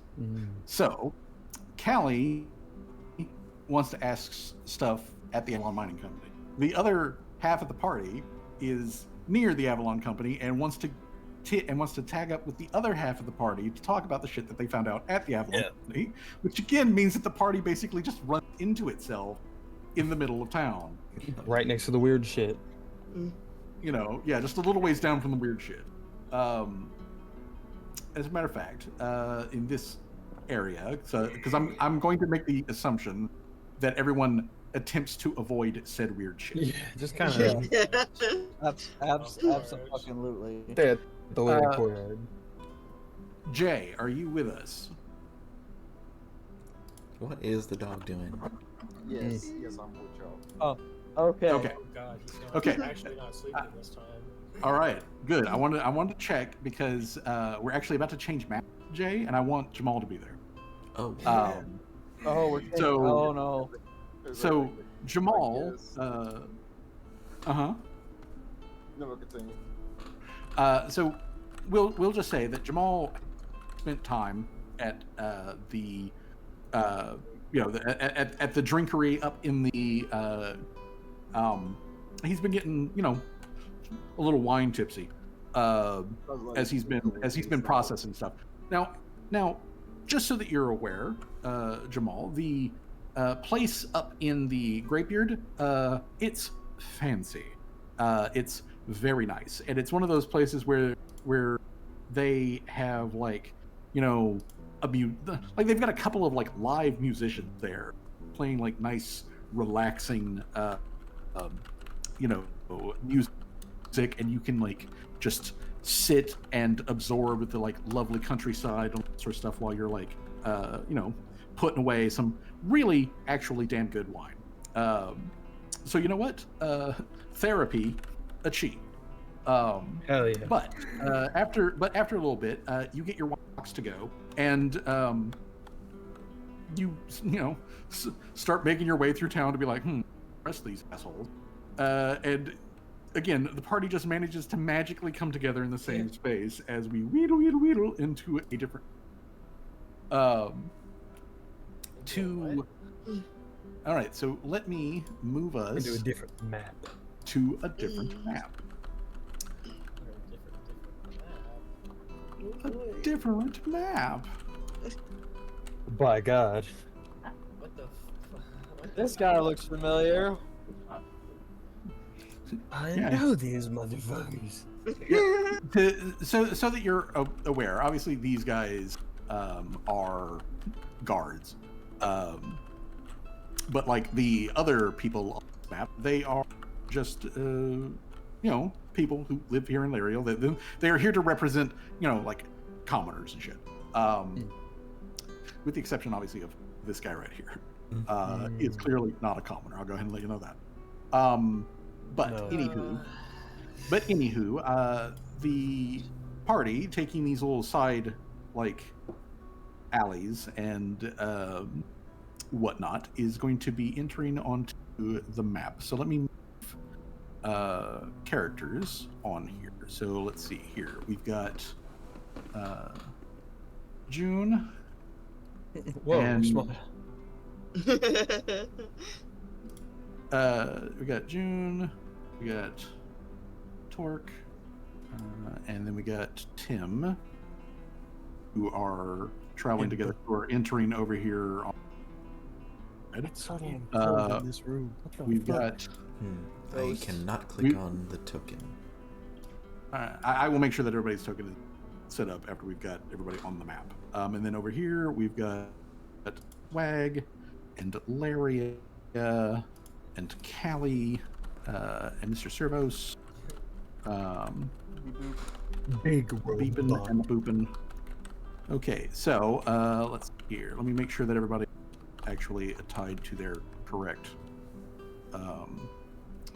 All right, Laria, can you control your token? I cannot click on Seamus, therefore I cannot move. Let me see. Yes, I can. Okay, try again, Johnny. Yeah. Okay. Is Mr. Servos? hold on.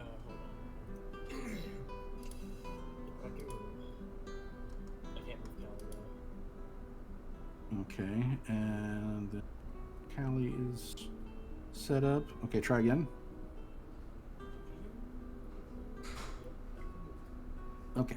All right. So then let me make sure that Jamal is attached. There's Jamal. Let me make sure that June is attached. I can click her now. Should be Yay. June. Okay, and then let me make sure that Tim. See, sometimes when you do this, it just automatically connects them like, as I'm just dragging your sheet off of the thing. And then other times it's like, Yeah, I can move Tim. okay. Where did Tim go? He's on the roof. Get off the roof, Tim. Get off the roof, Tim. And then let me also make sure that Torque. How did you get up there?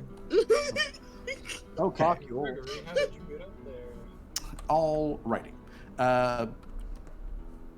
So that you guys are aware, obviously these stairs, these are relatively broad alleyways that you guys are moving through.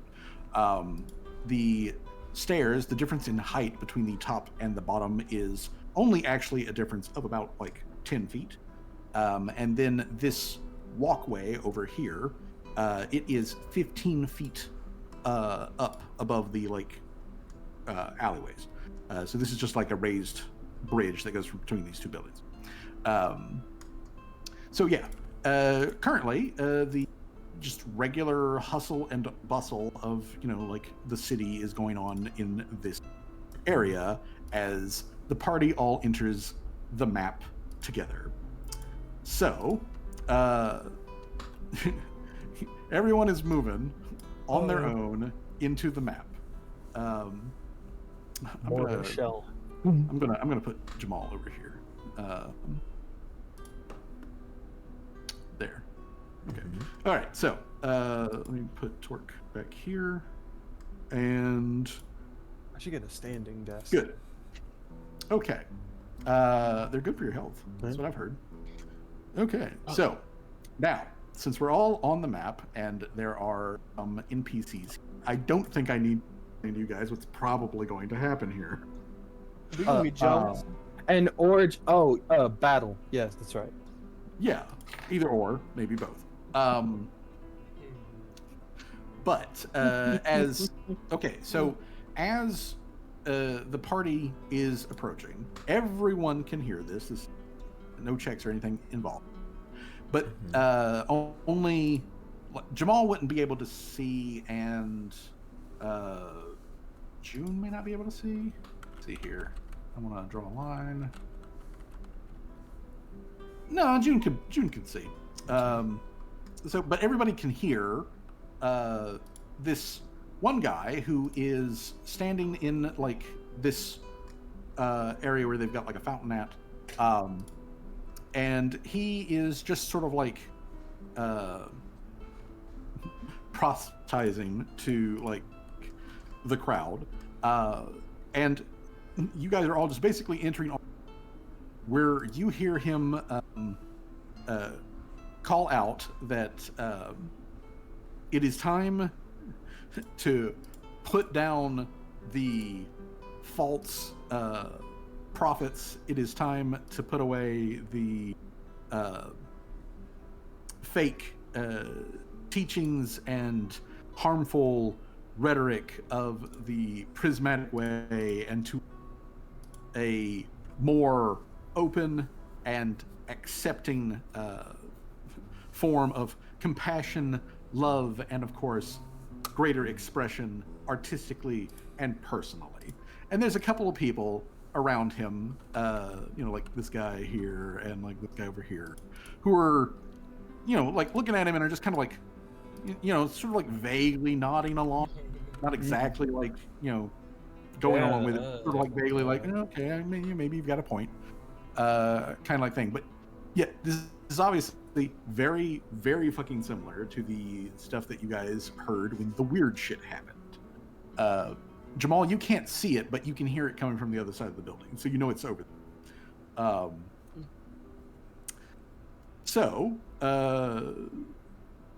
This guy here, the guy in the hood, he turns so that he is actually facing like towards Swag and Laria and Callie over there.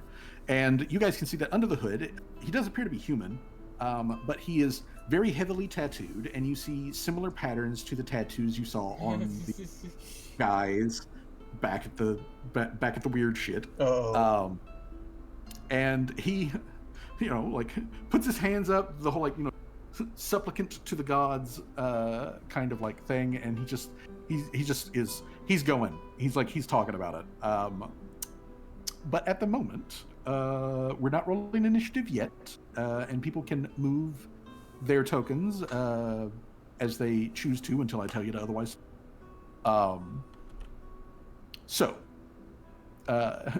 This guy, he turns, he's looking in y'all's like general direction, and he does stop, like he pauses in what he's saying as he like looks over at you guys, and because you guys are like looking in the same direction,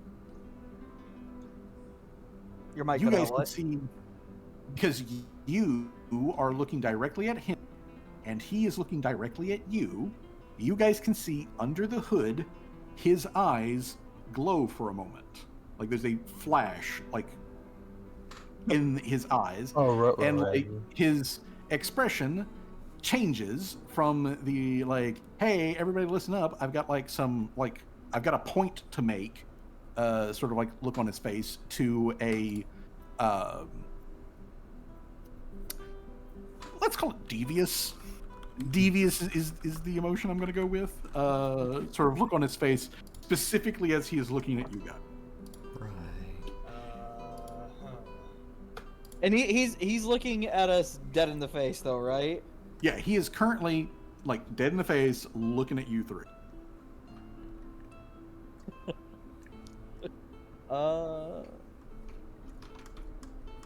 Is he just looking at us in general, or is he like pointing out any of us in particular? Well, I mean, like he was just sort of like scanning in your direction, so that like he would just see you as he like turns and looks in that way. But he pauses on. Is this a bridge up here? Like, connected? Yes. It's like a balcony. Yes, that is a raised bridge. It's a raised bridge balcony. There's a 15-foot clearance under it, and there is currently a guard standing. But when he does look at you guys, he stops, like what he was saying. You see the flash, under the hood. His expression changes, and he's looking like swag, like dead in the face. And he raises his voice again, and he says, "Join with me. We will have great fun, great pleasure as we move to a new form of society, and we will beat down anyone who says otherwise to this great endeavor." Fringe. Yeah, just they, like God, these people just keep Cringe. popping up everywhere. Lyria just looks at Callie and says, "Why does this sound familiar?" I was about to. Before he does that, can I have Mr. Servos lift Callie up on his wheelchair? Can Lyria Yeah, also have- like get on top of Mr. Servo? I mean, if you want Mr. Servos to just basically like lift you two up onto the thing, Mr. Servos can do that. Mr. Servos can just use actions that is given by Callie and all that to get y'all up there. That's not a problem. So yeah, Larry, you can be. Oh, never your- mind. I didn't realize it was. Never mind. I just. Yeah, she just pretty much just looks at Callie and just says, "This feels familiar." Can anybody see our group? I mean, obviously these people can, but anybody who feels like in this square, can they see us? Well, obviously these people back here, they can like see you. This guy is specifically not looking in your direction. Okay. This guy could probably see you, and this guard can definitely see you. This guard can probably see you, although at the moment he's currently looking over to the at the mushroom lady and the like fish girl who popped up over the railing. And he's got that look on his face of like, well, that's weird, but it's not technically illegal. Looking at them like having a conversation, casual. Yeah, as I'm gonna make an executive decision here and say Callie puts on her hearing protection. Okay. Callie Tim puts is- on the hearing protection. Tim's But gonna summon. Let's look at that. Let's look at that demoralize. It doesn't reach. It's only 30 Yeah. feet. He's like 60 something. He's exactly 60, so that's a -4. God damn it. He's like, I can't hear you. Huh? I'm gonna say Jamal picks up on what he's hearing, and he's like, "Why do that sound familiar?" As a way. my man just went through a day of drinking and now has to go through that trauma all over again. Can I have Jamal climb the roof? The roof. You wanted. Jamal can climb the roof. I would also say, Jay, that if Jamal wants to like get up to the roof the fastest, there is literally a ladder over here that's leaning up against this building. If he wants to, he can use like these corners where there's the like crates and stuff like that. He can also use that as an easier way to like pop up. But if he wants the fastest way, getting over here to this ladder, it's only going to take him one move action to get up ladder. Then I check the ladder. Up the ladder. Okay. All right then. So as things are beginning to like get to that point where we start rolling, I want everybody to put themselves in the like square you want to be in as we get started here. So everyone gets 25 feet worth of movement that if they want to take it before we actually get there. All right. 5. 5, 10, 15. Yeah, that's 15. Actually, you know what? I'm fine right here. Right? Yeah, right here. Okay. Okay, that is, hold on, is 15, that's 35. Tim is going to summon Brick right next to him. Like, right? Yeah. Okay. And that one bit of movement, Jay, will get you right there to the foot.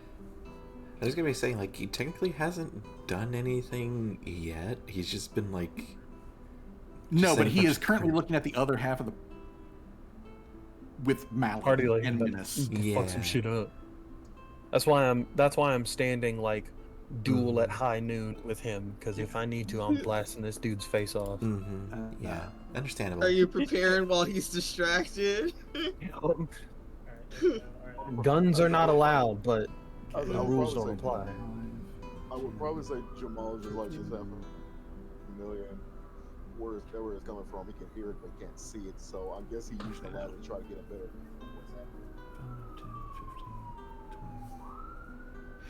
Well, I was just saying, Jamal, that your bit of movement before we actually roll initiative gets you foot up the ladder.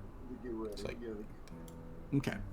All right then. So, let me pull up the turn order. Remember to click on your tokens in order to give yourselves a proper initiative. Ooh, should I chat? Should I? You know what? Do it. I should. What? What? How long has it been since I've done it? What in the absolute fuck? What? Holy shit, those initiatives are so good.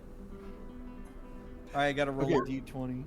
All right, those are all good, but like on my end, see it on yours, but on my end, there are 13 things on the initiative order count, which includes June at least 6 times, and then also like creatures from a previous campaign.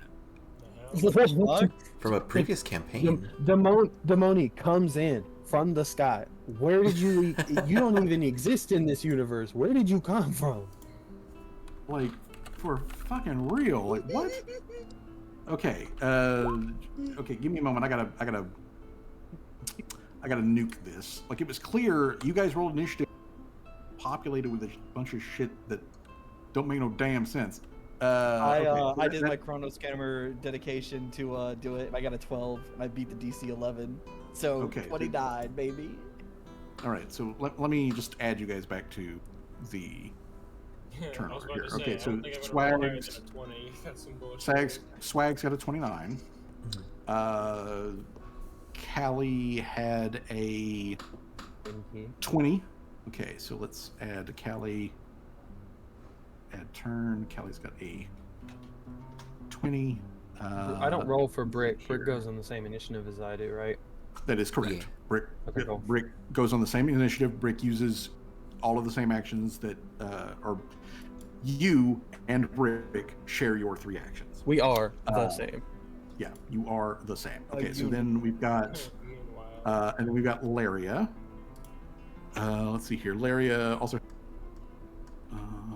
Okay, and then over here on this end we've got Tim. Tim had a fucking 30. Which is absolute But yeah, I was balagna. gonna say, yeah, Callie got it first, so she goes, Let's see here. June had a 20. Tim has a plus 12. That means he rolled an 18. Yeah, he is hauling the ass. Okay, and then let's see here. Jamal had a 13. Okay, so we add Jamal to the list. Just imagining Seamus just like casts fireball in the middle of the town square and like just obliterates like all the like half the people there. I mean, for real. Fireball. Motherfuckers! Fireball! I didn't say how big is the room.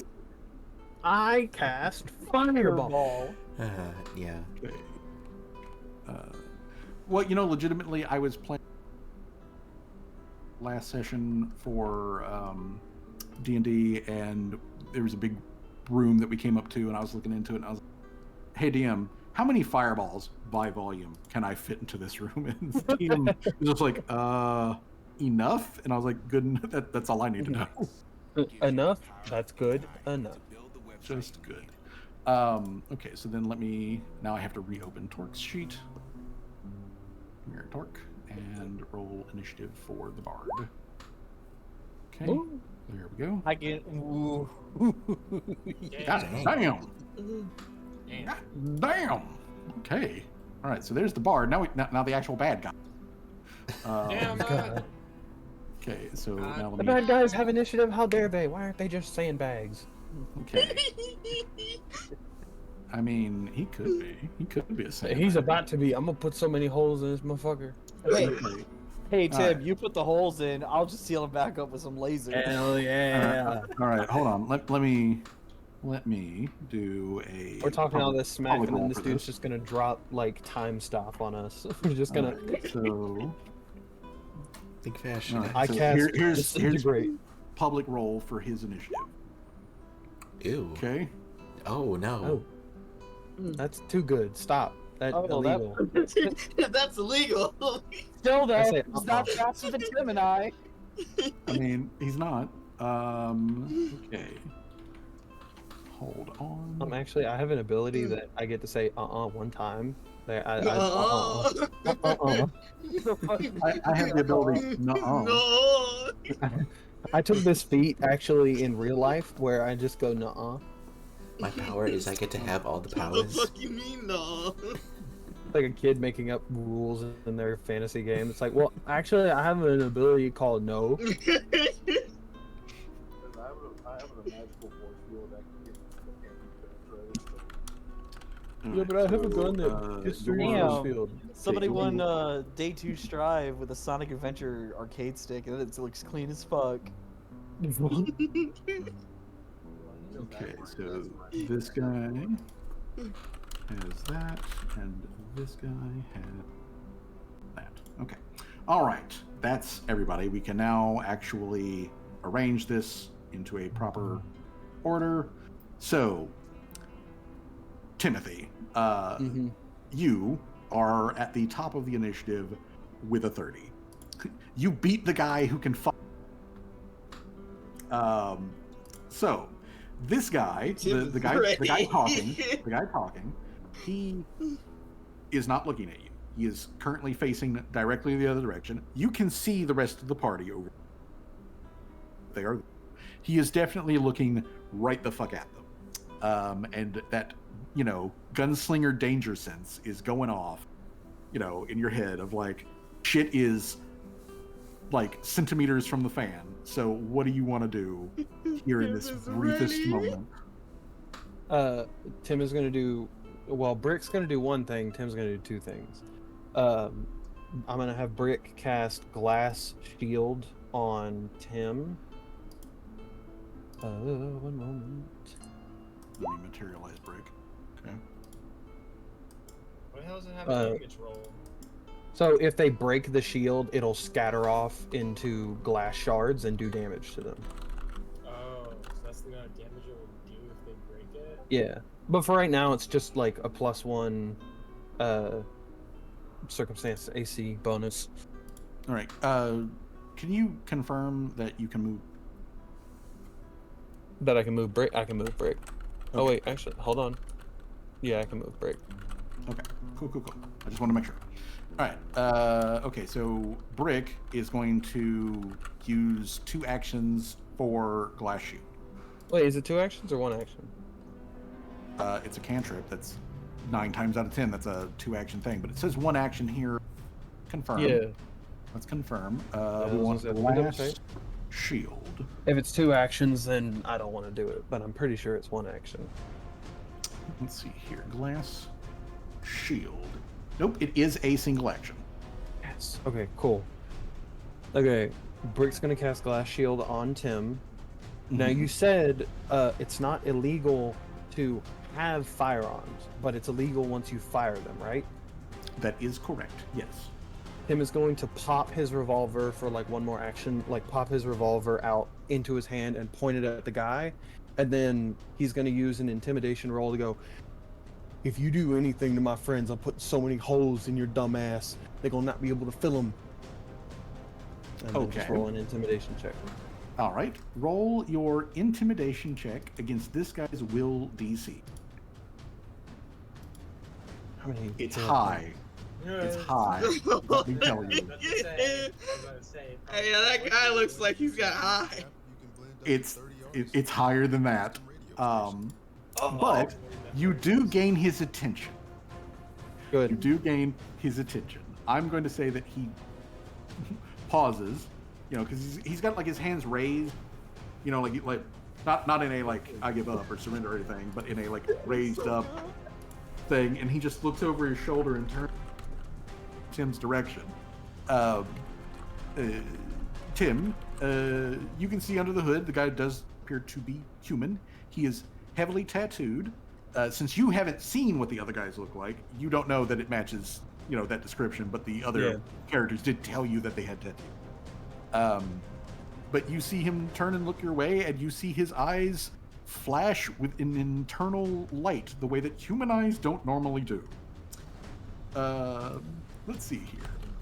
Torque is going to just go ahead and spit out the bonus that she does, and gives everybody within 60 feet of her a +1. Let me put her sheet so I can click on the ability. All right. She is doing... Who's with the range? 60 feet. I was saying he was within range of Torque at 60 feet. Okay, Yeah, so, none well, of us. within... Yeah, none of you guys, but, like, Tim and June... Surprisingly enough, do- Jamal is in range. Jamal gets a plus. Okay, so anyways, Torque hands out +1s like candy. And so Torque plus everybody within 60 feet of her currently has a +1 status bonus to your attack rolls, your damage rolls, and any saves that you fear effects. So Torque is going to do that, and she is also going to take a moment to loosen her scarf and like she like rotates, like at the hips basically, and like swings the scarf off of her neck and then around her hand a little bit, so she's basically turning it into a whip. Let's go. Nice. And when it hits the ground, it hits with a heavy thump that is not cloth-like at all. Okay, so bam. Does it in She style. does that. Does it in style. Swag, you are 60 feet away from the obvious. What are you gonna do? He's currently distracted, isn't he? He is currently not looking in your direction at all. Scorching ray. Let's go. Okay. Oh, 60 boy. feet exactly. There is a loud hiss as hot as fuck lasers cut through the stream of the fountain to get to this guy. Yeah, I think it like really threads right between the. The Yeah, literally. 27 good though. Yeah, 27 good indeed, as that does in fact fucking hit him. But there is a pop and a sizzle, and you leave a little hole in fucking robes, and he does like let out a like fuck. Oh, mark my head, goddamn. All right. That means I have 2 more moves left. Okay. I'm going to. I kind of just let's say fuck it and say fireball. I mean, I foresaw fireball. this.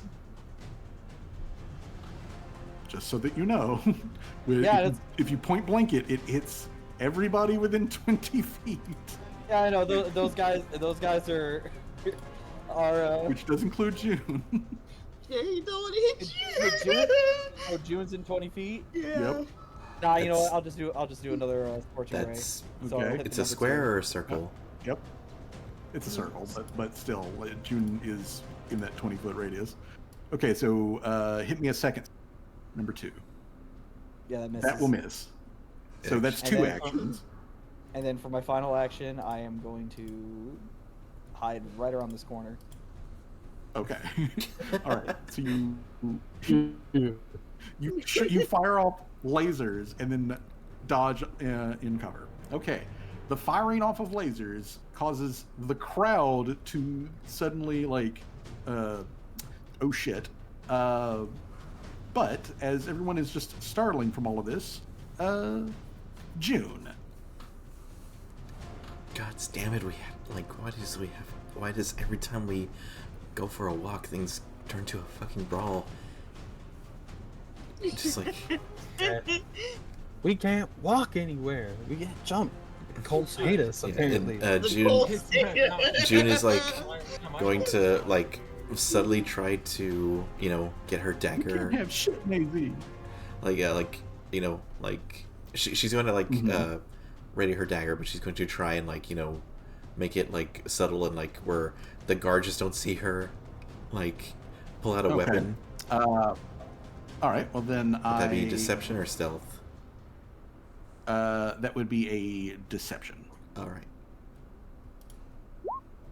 It just made me think. I wouldn't. Yeah, they don't know. Okay, yeah. They don't know. Yeah, I probably focused on the Chat, they don't person who know. fired the laser down the middle of the crowded.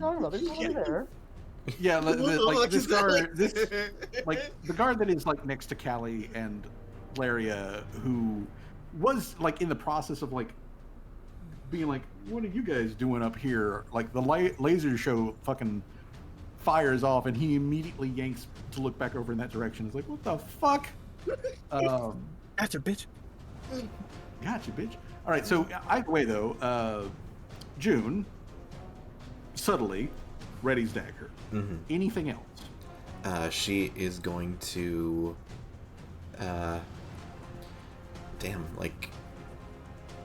she's just gonna wait until she's gonna hold her action because she's gonna wait until the cloaked guy aggroes, I guess, because like she doesn't want to just like openly start a fight with somebody. You're gonna set a reaction. I guess if he gets close enough to attack, she'll swing, but she's gonna just hold there. Okay. All right. Let's see here.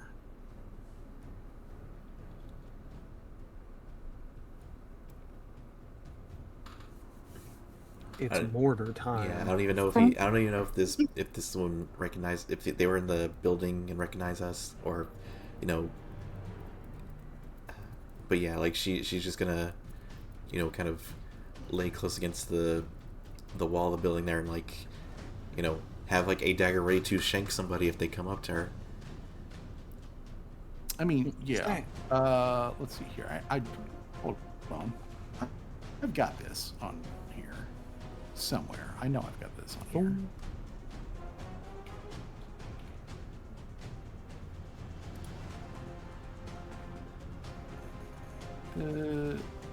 I've got this on here. I believe you have it on there. I've used it before, motherfucker. It's in here somewhere.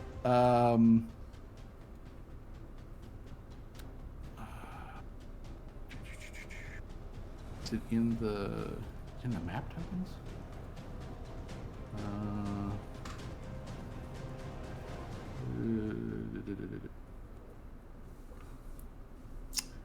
Somewhere in my like list of like tokens and everything that I have a frying pan, and I'm gonna look at it. But it's the token that I always use for this spell. But you see the guy like clap his hands together as we go over officially to his turn. He claps his hands together, and he intones a phrase in Jotun, and there's an echo of power in his voice. So everyone knows that fucking magic is happening. And he summons a glowing, ghostly Tetsubo that floats in the air next to him for a moment. Wait, a Tetsubo? Yes. Oh, fuck. A big, honking Tetsubo. Thank And God it's not a Ketsubo. let's see here. So, you know what? I'm gonna say that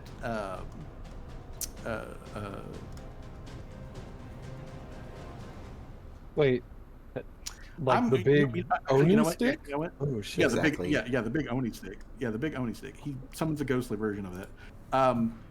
He briefly looks back over in like Swag's direction, and he says, "You're next." But then Light me. he turns fully to face Tim,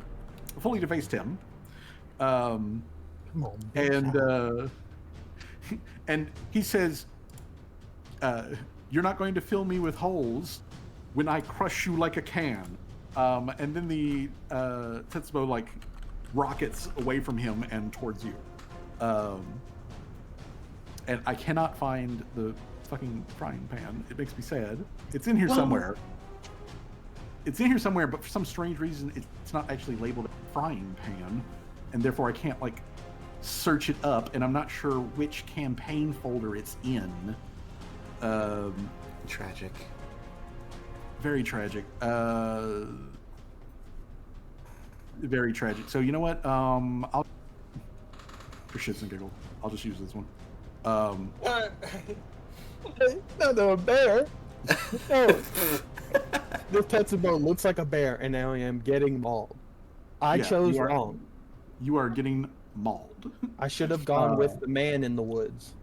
So either way, the bear, which is the also Tetsubo. Okay, so the bear in the house comes at you. Okay, here. So let's see. He creates the ghostly weapon, and he has to make a spell attack roll against Tim's AC. All right. So spell attack roll for this guy. I'm going to make a public roll. Let's go. Okay. So Please. roll. What is Tim's AC while I'm typing this?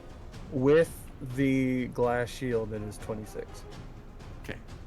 So aiming for a 26 here. It's a Fuck. At least it wasn't a crit. Oh. Well, Yeah, Torque's bonus does not affect AC. Yeah, I was just making Yeah. sure it was that one. Yep. Okay, so yeah, it's not a crit, but it does hit.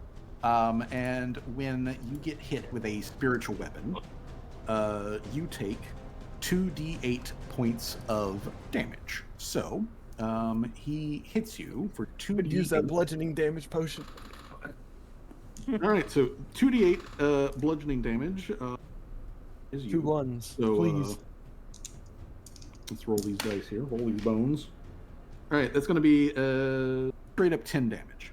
Oh, Yee. it's a pretty With nasty bonk. 64 HP, I'm now down to 54. Okay. So, wham. Him is- He spends 2 actions to do that. I'm not the bear. And he then spends his last action to Flip you off. I mean, well, he raises his hands, calls out, ye dancers in the flesh, come, let us take the non-believers. Laria, what are you doing? I was saying, Callie goes before me because she rolled the 21st, and then I rolled the 22nd. All right, well, that's fine. We'll say Callie first then. This guard in front of me, he's not like under no spell, right? At least He does not appear to be currently under. He does see. He's reacting like everyone. Okay. Complete surprised by fucking magic going off. Yeah, but I'm it's surprised he's not doing anything. Well, it's not his turn yet. But you do see him like reaching for his like waist where he does have a crossbow. So he's going for a weapon. Is she aiming at the guy in the mask or both me and Laria is the question? He's not paying you two any attention whatsoever. On the guy in. You said he's aiming at the guy in the map? Well, he hasn't pulled it yet, but that's what Oh. he's looking at. He's looking at the guy in the hood, the one who's casting those spells. We will cast this one. He's attacking the darkness. Okay, so What did I say? The door to darkness? yeah, let me check the range of this thing again. 'Cause I didn't put it down for some reason. I guess he's on our side then. For now. Yeah, for now. For now. So I see, like, question mark? He's on our side? If he wasn't on our side, I would have thrown him over the fucking railing by now. Full fizz gun from Gary's Ma just. Where the Yeet! RDM. don't give me fucking flashbacks to that. Okay, 64. Hold on, what the fucking alchemist fire is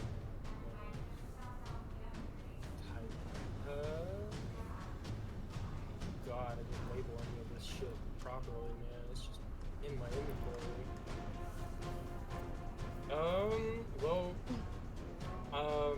First off, I'm gonna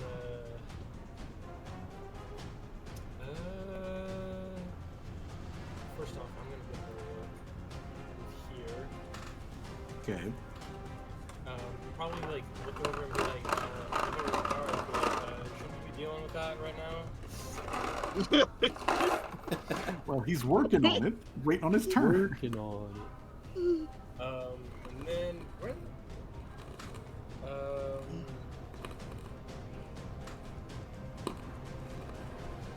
And then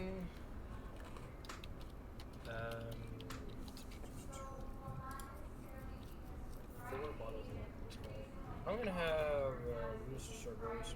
Hold on, actually, we're gonna try not to hit that guard right there because he's not under the spell yet.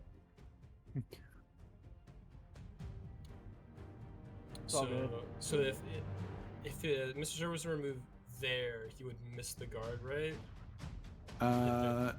Yeah, he could get a clear shot. Alright, I'm gonna have Mr. Cerberus move there, and then I'm gonna give him another action to then use the alchemist flamethrower. Okay. Yes, I'm probably roll. God damn it, I'm re-rolling that. That's fucking bullshit. Yeah. Oh, if you're not otherwise at the maximum number of hero points, Whoa, give yourself what the fuck? What the fuck? I got an attack roll of 1, bro. Well, I mean, it does go through a water fountain that you're trying to shoot a flamethrower through. That's some bullshit, man. That is some I B missed him and entirely, S. and I waste a bottle of alcohol. This is fucking ridiculous. How the fuck I'll did make I it. roll a 1? I didn't even know that was possible. Yeah, that does feel. How did? Is Mr. Zeros like updated? I think I might actually have not. I'm pretty. I don't think I actually have updated the alchemist flamethrower to roll correctly. So I might have just. Okay. All right. So it would use Servos's Dex modifier. What's his Dex modifier? Oh, yeah. No, I had no dex modifier attached. His dexterity is like it's like a 4. He's got a 4 bonus. Yeah, that I didn't apply because I wasn't sure what Okay, so then that first roll would have been a 15. Yes. 15 is still not enough to like hit this guy though. And then the second one would have been a 5. I'm like, that's still. How did I roll a fucking 1? You rolled a 1 on the d20. I was gonna say that means you rolled a nat 1 on the thing because I'm looking at it and it is saying that there's 0 modifier, 0 bonus. So it is just whatever you roll on the dice.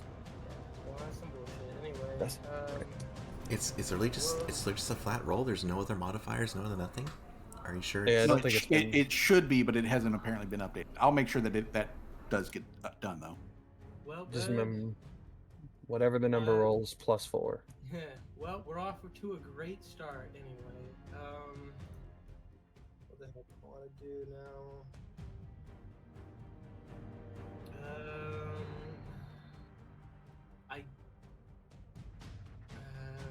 right back.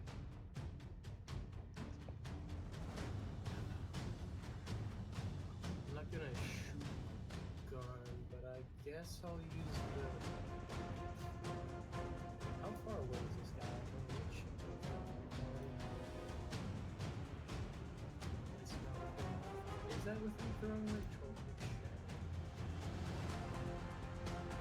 Say, yeah, you can't really use your gun in this town. So. I'm about. Hey, look, I'm about to. The next round, I'm gonna use one of my actions to just look at one of the guards and go, "He is attacking people. My only weapon is a gun. Okay, well, If you arrest me, I it's guess on what you." I'm gonna do is with Callie's last action, use the bomb launcher to shoot. To shoot that guy? I'm Which- trying to think. I'm trying to find something that wouldn't cause like bodily harm to everybody around him. Well, I Even though mean, he's probably gonna turn them into his minions anyway. So. I mean, if you chunk a bomb at him that's got a splash, it's not going to catch anybody. Oh, okay. Well, then I'll do a blight bomb then. Because most things are 5 Moderate. feet. I'll do a moderate blight bomb then directly on his ass. What is that shake, rattling, rolling? I don't know. I'm not sure who it's coming from. Are you eating Whoppers? Figured. Did I hit it? Let's see here. 22. No. So you're still going to cause like splash damage though. What bomb did you throw? Bomb. Which does poison damage, correct? Okay.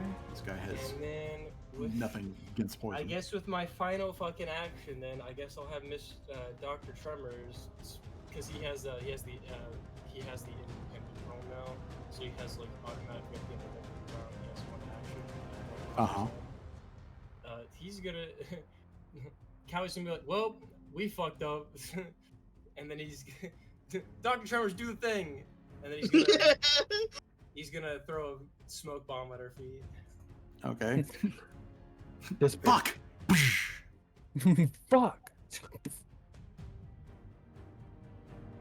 Throwing a smoke bomb at Callie. Yeah, at her feet, so it should block like everything we do. When is so smart? Still a waste of a turn though, because I didn't do anything and I didn't achieve anything. Bing bong, fuck your life. Yeah, I fucking love that. All right. So Dr. Tremors does the thing. So Laria, you're inside of a smoke bomb. Yeah. What are you I'm going to pretty do? sure she can see out of it though. I can't see.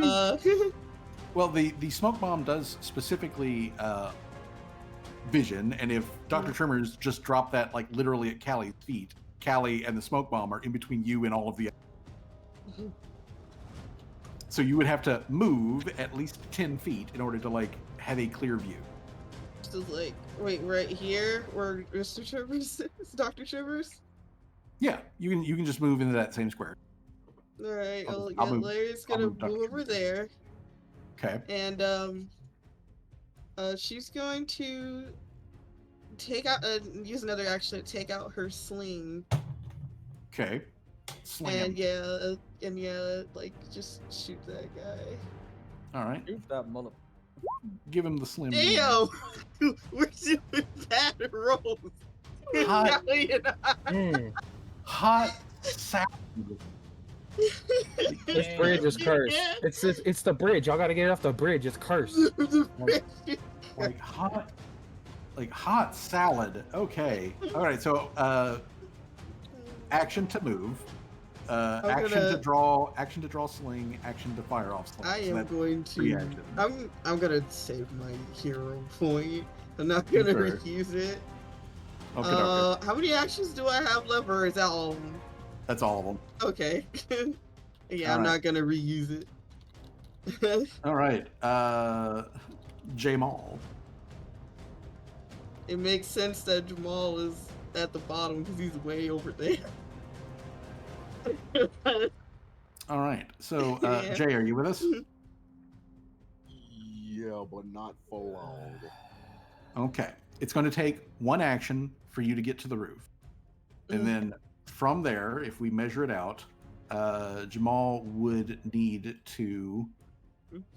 He could take one action, but that would require a skill to get to the peak of the roof, where he could then see what is going on. So he would have to spend at least 2 actions just moving.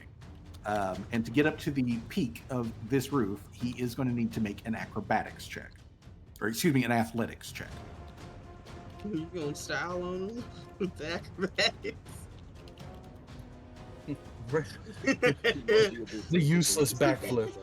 I mean, technically, Jay, if we want to just use some of Jamal's new abilities, Jamal could pull his gun and then run down this roof to where he gets to this one, and then down, rocket jump himself up here. Wow, I was like, yeah, he could, but I don't. As he could, but that's gonna alert somebody with a gunshot. Oh yeah. I mean, everyone would hear that, and yeah, it'd be illegal if he just pulled his gun out. But I do Hmm. need a athletics check from you in order to get to the peak of the roof. We do not care. As in, we do not care if it's illegal. I'm gonna shoot him. I know. It's just like, I don't give a shit. I mean, damn, that is styling on him. Okay, so Yeah, Jay, he just you get up here. You can see smoke over here, but at the edge of that area, you can see Dr. Servos down here. So you know that probably inside of that smoke somewhere, there are some dudes down here that you can see. There is a guy who clearly looks like he probably belongs to those cultists over here. He's currently looking in this direction. But from your perspective, you wouldn't be able to see Tim. So whatever he's focused on down there, you wouldn't be able to see him. You would be able to see June though. From your advantage, you would be able to see June. So you can see June, the smoke, Laria, Dr. Servos. That means Swag's got to be somewhere, in this area probably. So yeah, the gang's all here, man. He's good at sniping, isn't he? I mean, he can be. If Jamal wants to do rooftop snipe, he can do that. Overwatch. I mean, it's illegal, but still, he can do it. So, Jamal, with your final action, what would you do? Oh, get his gun ready, and that'll be it. Okay. One of the other new abilities that Jamal also has Is the quick draw, which is really gonna come in handy. Yeah, which means you don't spend an extra action to do that, which means you still have an action. I'm gonna get that one next. So you've got gun in hand. What would you like as your final action?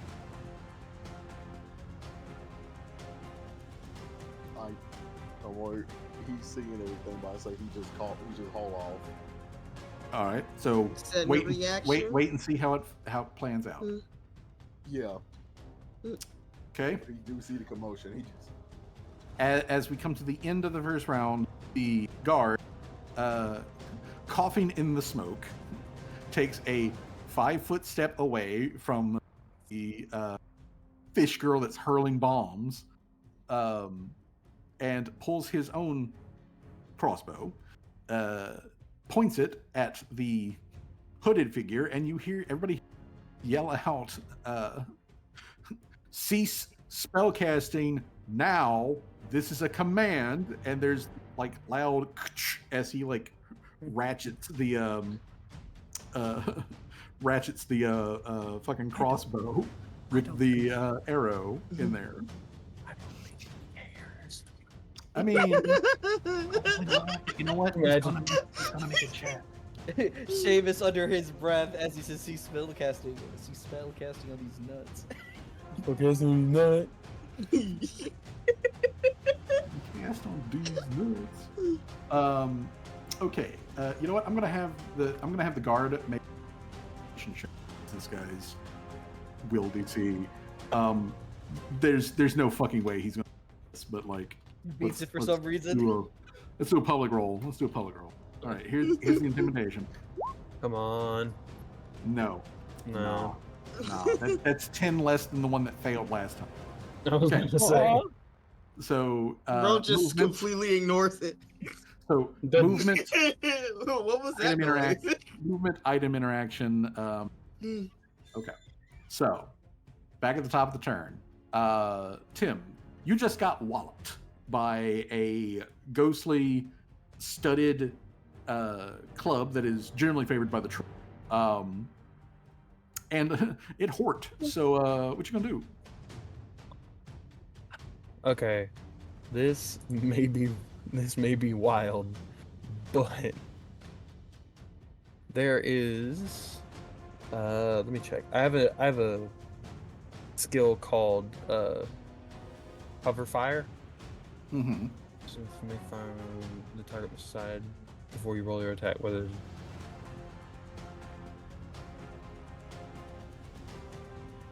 okay, never mind. That's not what I thought it was. I thought it would give other people advantage on attacking him, but it's just either I do damage to him or he is not attacking us. I mean, I'm just gonna look at the guards. Can I just call out? It's like, look, this is the only weapon I have, referring to the pistol. Please don't arrest me if I use it. And then can I see if I get any response from them? I mean, you know what? Make Diplomacy? make a diplomacy check. Because then that can also help Callie, because then she can use her big gun. I doubt I'll hit anything though. Okay. With the +1, is that still good? It's 20. Yeah, it's Plus 20. one. Well, Tim, you you see like this guard specifically, the one who's like the most direct opposite from you, like his hand is also like, you know, reaching for like his crossbow and all of that sort of stuff. He seems far more focused on this guy than you. Due to angle and whatnot, you can't really see expression from this guy, but he is also focused on this guy. So all of the guards are at your opponent and not really at you.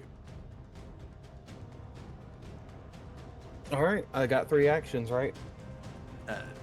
Yeah, technically, sure. Blasting this. Oh, actually, let me get it. What the? So I started blasting. Oh, I started a blast. Is that 20 feet? Yep. Mm-hmm. Tim breaks the law. Again. Bam. When nothing. That sails past him. I mean, well, you hit like his robe or whatnot.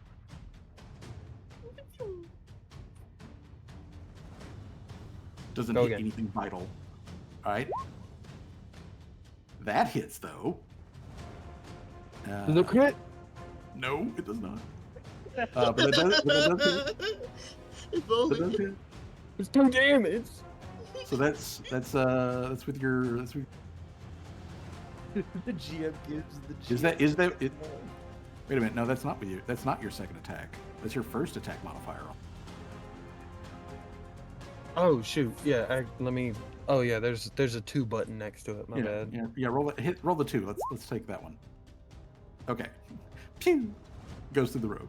Fucking bitch. Well, that's all I got. Tim breaks the law twice, and fucks it Tim breaks the law for absolutely no benefit. for no goddamn reason. Okay, so Any reaction from these? Like, did they immediately go, like, what the fuck? Well, the guards look back in your direction, and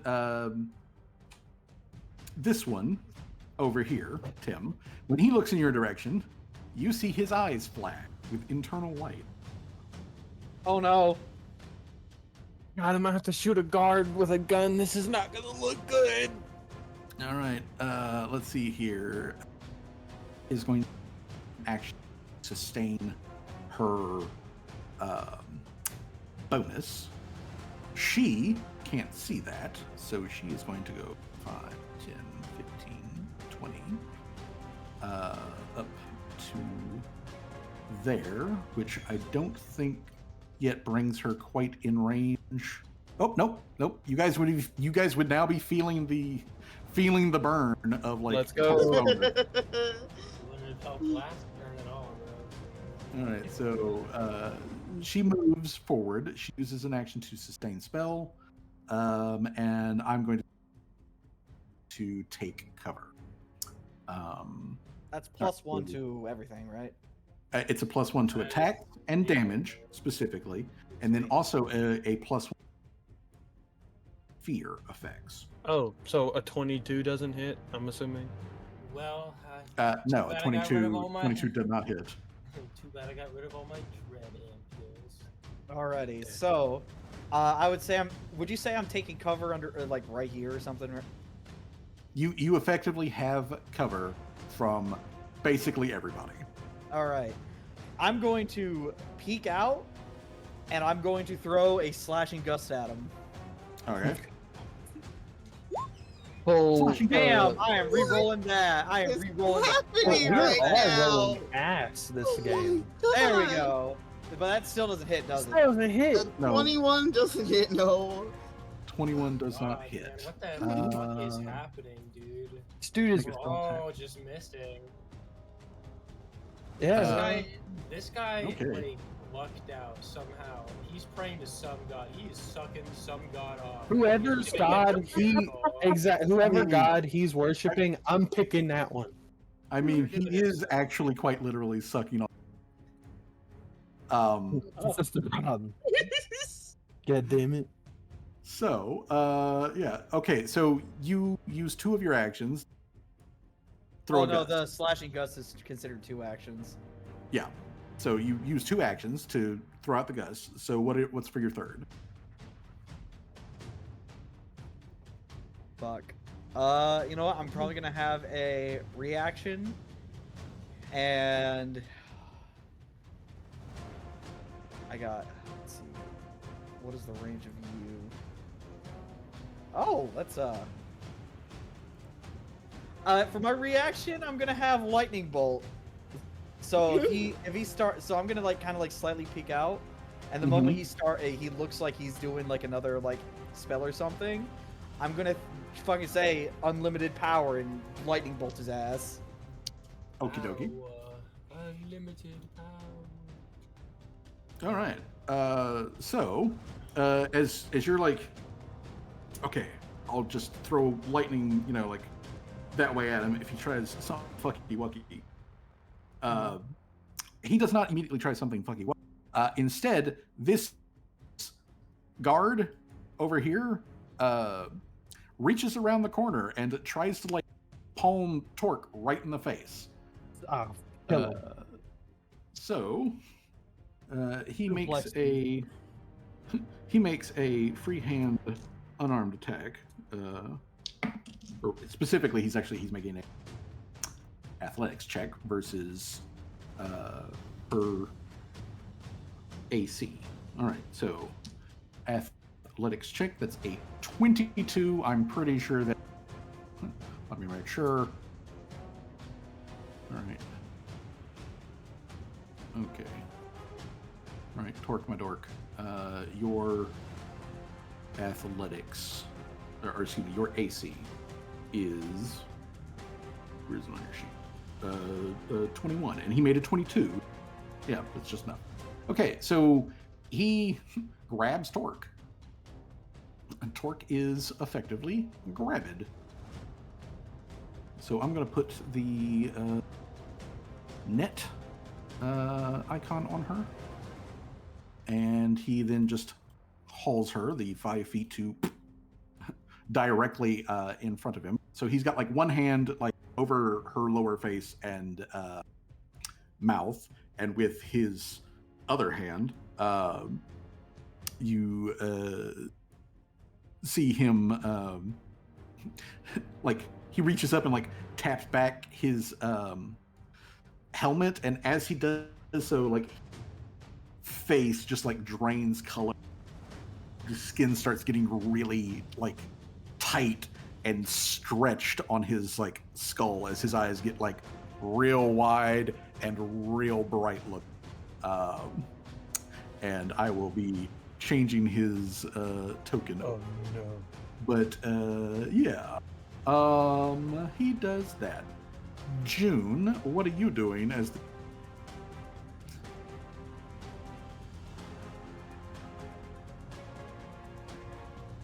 Yes, June 100% saw that. Murder.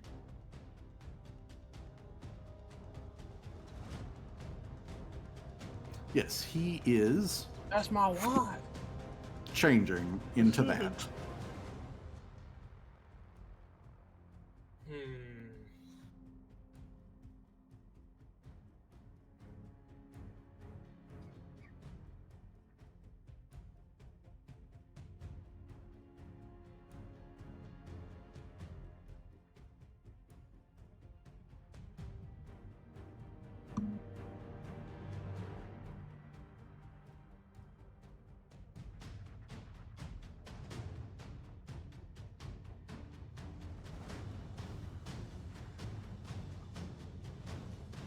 Act like a peasant.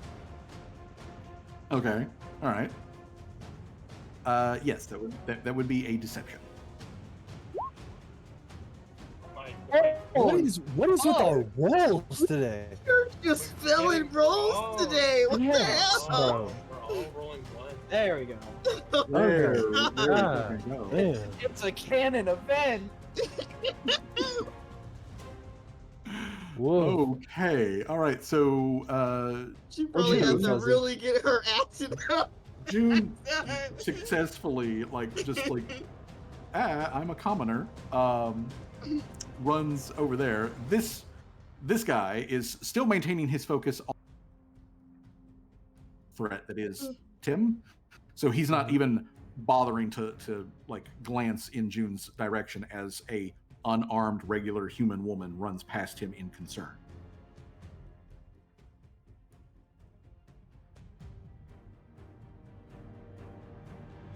That's All right. good. Well, he has no idea, so therefore he is flat-footed versus June, which by 2 and makes him a target for sneak attack. Hell, There's yeah. some good cheese. There's a Finally! good roll. Hey. Oh. Let's see here. With the -2 for him being footed and the +1 that you're getting for pork, which still happens whether she's grabbed or not. Yeah, that does count as a crit. Oh, So if you'll also give me some sneak attack damage. I put it on your sheet. put that man in a headlock. Ignore the attack part. But that's 1. Now you'll need to roll again. Crit. At Mint Mobile, Yeah, crit doubles your sneak attack too. Crit doubles everything. They charge you a lot. We charge you a little. They put So their names. okay, so that's 12, then 17, and then 19 damage to this motherfucker. There we go. June just put Finally. herself at the, June just put herself at Finally the top got of the list. something. Hey,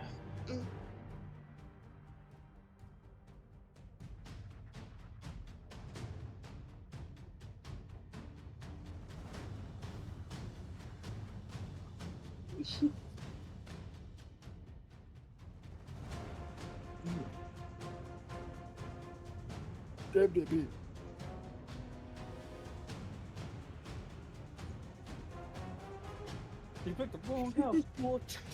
I keep forgetting June's a really good actor. maybe that's a thing. We've been like, we're shooting from range. We gotta get up close and personal. Yeah. Well, there's nothing more personal than a critical sneak attack right into your kidney. Mhm.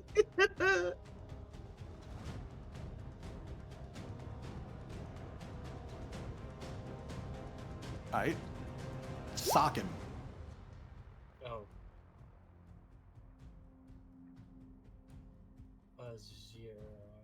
0. That does not seem. Why do you have? Oh well, it would be your third attack, or no, it's your second attack. Yeah. So with your second attack, the negative that you get for your second, Who's doing that is that's enough to reduce it down to a 0. That was me. Okay. Why were you? All right. You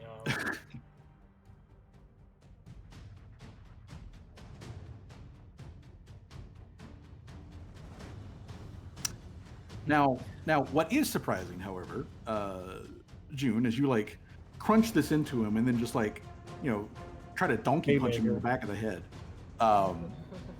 When you like yank the dagger out, the dagger does not come out covered in blood. It comes out covered in a black, inky like substance that smells overwhelmingly like Like what now? Like what? like bourbon. Overwhelmingly like bourbon. Oh. It's an alcohol wizard. I have a question. Does Callie, can I do a check to see if that means anything? I mean, yeah, you can kind of see it through. Make a religion check. Religion check, huh? Are you fucking? I'm re-rolling that. That's some. Can I also make a religion check? I mean, I guess you can. Oh my God. God, man! Fuck this game, dude. Man, what are with these Holy rolls? shit. And I Okay. realized I was muted this whole time because fuck, my mom was downstairs. Yeah. So that cool thing, like how I said, like she ran and spin and stabbed him in the side.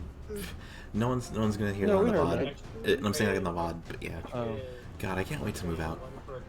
Let's go. Okay, so yeah, when June yanks the blade out, and there it is covered in a runny black like ink substance, as opposed to like blood, like you would expect. That has just a very strong, and obviously it's just June that gets a very strong alcohol smell. But Laria, with that religion check, given the context of everything else that has gone on in this town, you remember at one point in the past hearing some like hearing a story that like honestly you thought was bullshit way back when. But apparently there are some trollish like customs that have like religious background, where they will do like the tattoos that do the kingdom for identification purposes. But when they do the tattoos, if you are really hardcore about it, then the ink that they are stabbing you with is a 50-50 mix of ink and the strongest booze that they can find at the same time. So it is a thing where basically if you're not strong enough, you'll die of alcohol. Jesus. So wait, he's got alcohol in his blood. Yes. Blood He is Yeah, alcohol. so like he has alcohol and ink in his blood. He doesn't have a blood alcohol level. He has an alcohol blood level. I guess got like no order in today. Laria would just I guess cause I know she's got the like plugs in, but like I guess she would kind of like tap her and like tell her to take one out. To make sure she don't fall for no goddamn hocus pocus trickery. Yeah, and she I would feel just like Callie being yeah. told that his blood is literally made of alcohol, she'd kind of smile. Be like, yeah, she would just I tell know- him this that, like motherfucker explain on that to fire. him, like that's what's happening with his blood or something. She Okay. she looks at Dr. She would Thompson, just say, "Herb, she I would think just we're say, all good." there's alcohol in this blood, or like blood, like yeah. Good. Good to know. Good. Let's hope to God get some good fucking rolls for once. My God. Oh, Tim, there comes a knocking at the back of your head. Oh shit. Fuck. I was putting unarmed attack on my character sheet. Oh, fucking bitch. 12 points of bludgeoning damage as he uses an action to sustain that spell. And then he uses another action, swirl around and backhand June across the jaw. Bitch, I'm gonna kill him. All right. Watch your cool motherfucker. So wait, that attack was on me or him? Got you trying to be happy. The attack from the spiritual weapon, which he is maintaining the spell, that attacks Tim. He is then making just a regular attack versus you. And that was a 30? No, that the 30 was versus Tim. Okay. Versus June specifically. Let's see here. Again, public roll. Watch you roll, motherfucker. Hey. Watch your tone. 25. That manages to beat my AC. Even with the Alright, +1? Oh no, it doesn't count. No, right. Yeah, Torque's bonus does not affect AC, the one that she's currently putting out. Yeah. Okay, so 25 Hits. to hit, and then the damage that he does, because as his hand swings, his fingernails like extend into like claw form. So he's going to do 8 points of slashing damage. Owie. It's like, Okay, so 8 points of slashing damage. And then he is going to use his final action to step there. He's facing June, just so everyone is aware. He's looking in June's direction. Callie, the smoke bomb is, rapidly starting to like thin out, but it is still, up and around you. None of the active bad guys are paying attention. Well, I'm gonna have Mr. Servos move. Question: are you going to use an action to spin up Mr. Servo so that he's got like your bonus that you can give him? Oh, yeah, of course. I'll spend one action for Callie to go next. Okay. So overdrive is activated. For the next minute, he's got the bonus. nice. Alright, and then, Does that stack with Torque's bonus? Yes, it does. Or no? Yes, it does. It Okay. does stack with Torque's bonus. oh, sweet. Anyway, I'm gonna have him right. Oh yeah. No, right here. Uh-huh. Yes, 5 feet. Yep. And then I'm gonna have him aim for that wound. Where did June stab him exactly?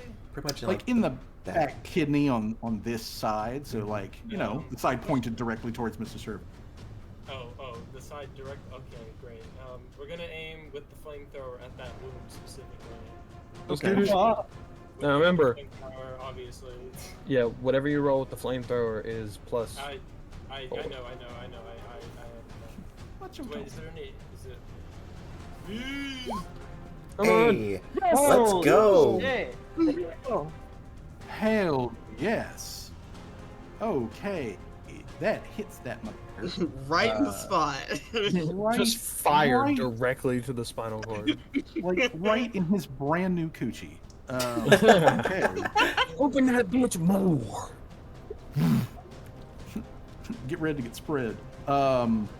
Okay, so Callie uses an action to activate. Mr. Servos uses his action to move forward. Callie gives him another action to use the flamethrower. Toasted that dude's buns with. That leaves Callie with a action. What is Callie's final action? Because he's firing across the. Just real quick, he's firing across the fountain, so I can just imagine this entire fountain just steams the fuck up, just like. Oh yeah, like this. It's hissing and steaming and all sorts. People are screaming, and I'm going to start the other characters. Start screaming. Well then. Well, since I got one action, Dr. Summers has another action. I'm thinking. No, that'd be too Yes. stupid. Wait, No such thing. I was thinking, like, wouldn't it be really funny We'll have to test and see if that would actually work. I think that would be cool if it did work, but we can't Yeah. test it on a battlefield. A rat be Yeah, upon that- ye. So I'm just gonna use the last two actions to have Dr. Tremors and I'll have Callie use the bomb launcher. Dr. Tremors, I'll have Dr. Tremors specifically put a I'll have Dr. Tremor shoot a gun, because, like, what the fuck are we gonna do, right the rest of that? Yeah. I just had that thought. If Mr. Tremors is the one that pulls the trigger, how do they arrest? Callie just shouts out, he's like, I am, look everyone, I am not the one shooting the gun. And you can't arrest an animal. We found a loophole. Technically, it's an animal that's firing the weapon. Everyone, watch out, the rat is shooting the gun. Not Shooting the gun. The rat is shooting the gun. Technically, you guys don't count robots as humans. You're racist and prejudiced, but still. I'll do the That means I'm not liable. basic bomb attack. That misses entirely, but that's a God, big. That's a white bomb, so that does 2 extra poison damage. Okay, And so then it's- the rat shoots the guns. Shoot Okay. that motherfucker! His Torque's not caught in the his splash, is AC it? that we're his AC. Well, yeah, Torque gets hit with a splash. But his Oh, AC, shit, my so that bad. we know for the gun, is an AC of 24. That's what Dr. Tremors is aiming. It's dexterity, right? Yes. Oh, you fucking... Oh my god, that was a 4 I rolled. Well, anyway, guys, at least he's on fire and he's spontaneously combusting, hopefully. Yeah. Yeah, no, that was some. I mean, I nasty guess if you damage. aim the bomb right here, it'll still do the damage to him without hitting Torque. But then it hit me. Yeah. Well, if you aim it there, then it hits It was Jim. still... Yeah, I was about to say, I'm hitting someone no matter where I aim it. Ah, shit. Yeah. Okay. Well- So, I mean, you put it there. Well, actually, technically, if you put it at Torque's feet, you get him and the other guy too. You know what? Yeah, fuck it. Why don't we just aim it at Torque? Because, like, you know, we'll explain Her it AC's a later. lot lower. Her AC's a lot lower. I'll just aim at the other. I'll just aim it at my okay, own so- man, and who's currently being grappled. Yes, let's go. All right. Let me put this down on Torque. That she Man, takes I poison really damage. do at some Okay. point just want to calculate just like how infeasible my bad luck is, because I swear to God, there's no way someone should roll this low every fucking time. Laria, you have a straight shot at that guy. Knife this motherfucker. It's your time to shine. I did forget to ask, is he spontaneously combusting now? Because like I would imagine his blood is now like kind of like lighting itself on fire inside the body. Now that it's on Well, the alcohol laced ink gurgled out of him, and then his robe is very much on fire, and not like, you know, like not just a little scorched, but extremely on fire. He is. Oh my on god. Rock What goes, the rock fuck? goes wild. Okay. Oh yeah, Yeah, I think I just remembered. I'm I gonna forgot use to the hero point now. I just forgot. I forgot to roll the 2d fire damage. That's on still the- not good either. Roll that. So- Roll that 2d. He also takes 2 persistent fire damage. I forgot to mention that or do that. Okay, but and that is important. Oh my god, why am I rolling so low today? Okay, so he also takes the Holy persistent fire shit. damage. All right. Well, Laria is just like, okay, so not getting to know. That 17 misses, the 21 misses, and the Yeah, 9. they all miss. So she's just firing off Paching, paching. rocks. I'm going to put the red dot on this guy because he's got persistent damage to deal with. Okay. So, Laria, you're just like loading rocks and slinging them as fast. They're going kind of wild and wide. And I was gonna say I probably can't see through the steam that's in the water. yeah, with the railing and the smoke and like the angle that you're at, it is very difficult. It's honestly a miracle you're getting anywhere inside of this like open space. Yeah. I'm But trying. yeah, you're just in fucking Death Blossom mode over there. Okay, so Jay did message me to let me know that he unfortunately away, but he did tell me what he wanted Jamal to do. So when we get to his turn, that will happen. Well, it's his turn. Unfortunately, unfortunately, it's not his turn. What turn loader says. I know that's what the turn loader says, but that's because I can't see this. Oh no. Oh no. Who's so- being summoned? Okay, so Oh, not the ghoul. so this guard, What? What? he suddenly goes through the same turns, into this like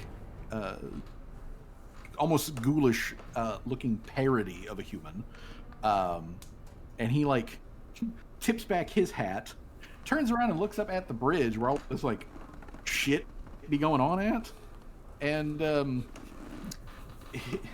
he says, "Get down here and dance." No, So that's a child, Laria, sir. so Laria, let's see here. I need to know what is Laria's athletics DC? Athletics DC. Yes, please. 10 plus the number in the circle.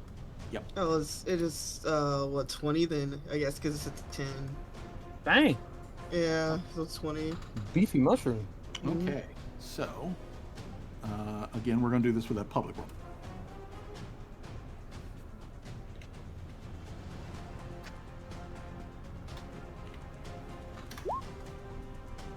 Okay, Oh.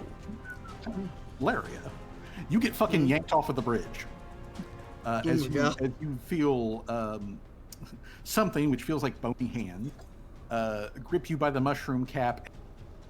What passes as your like thigh, and it lifts you up and over the railing and then just dumps you onto the street. So you first of all you come so I'm gonna give you the boot. Yeah. Das On Boot. here you got das booted, but you also take some fall damage. So let's see here. Fall damage is going to be 6 points. 6 points of bludgeoning. Right. And let's see here. This guy, that's 2 actions for him to do that. But whenever he uses one of these spells, his special abilities, which means he gets to like walk right the fuck up to you without using an action. And then on his third action, he's going to give you the boot of his foot, to your face. So let's see here. Again, public. What is Laria's AC -2? It would be 19. 19. Okay, so he's rolling for 19. So again, public roll. This is second attack, so use. I got a pretty low AC. Well, I believe it's still higher than a 14 though. All right, so yeah, you just get dropped like flat on the ground, and you see him like just scrub, lift foot, and he goes for like the fucking rad roach stomp and I'll add 4 on you, but you just roll to the side a little as he just like plants his boot directly into the fucking cobblestones. All right, now it actually is Jamal. Where's Jamal? Jamal said that what he wanted to do when it got around to his turn that he specifically wanted to take aim, or he wanted to move and then take aim and shoot from the peak up here at this guy, which is holding Torque.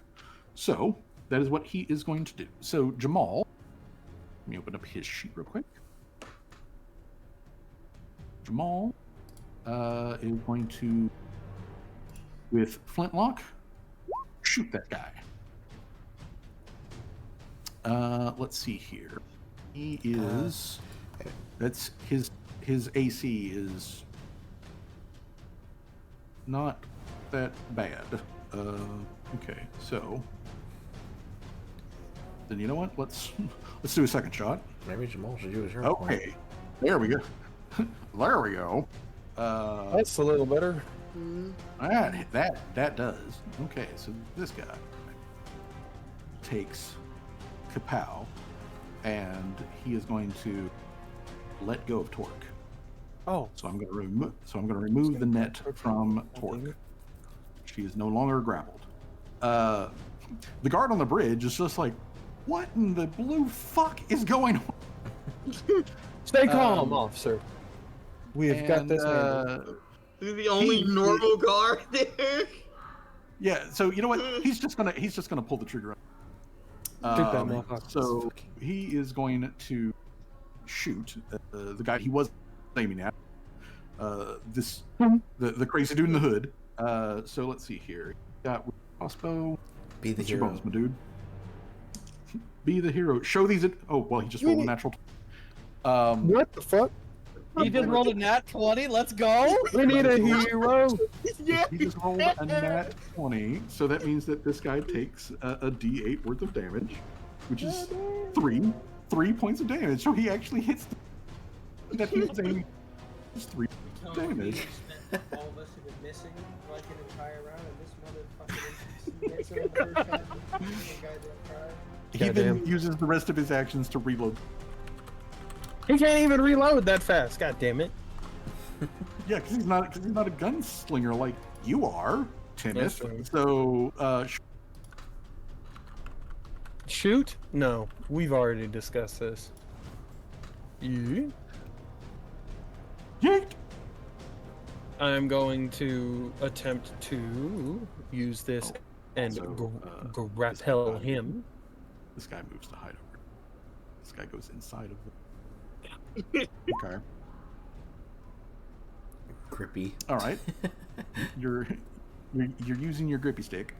That was 20, so I don't think that works. Yeah, a 20 is not going to achieve anything. All right, well then, point blank, blast him in the chest. Okay. Hit me. Attack number 2 with a gun. Damn. Okay. God. That is also not going to do enough. Fuck. This guy is a dexy little motherfucker. I'm about to. Okay, so that was an action to move, action to grippy, action to shoot.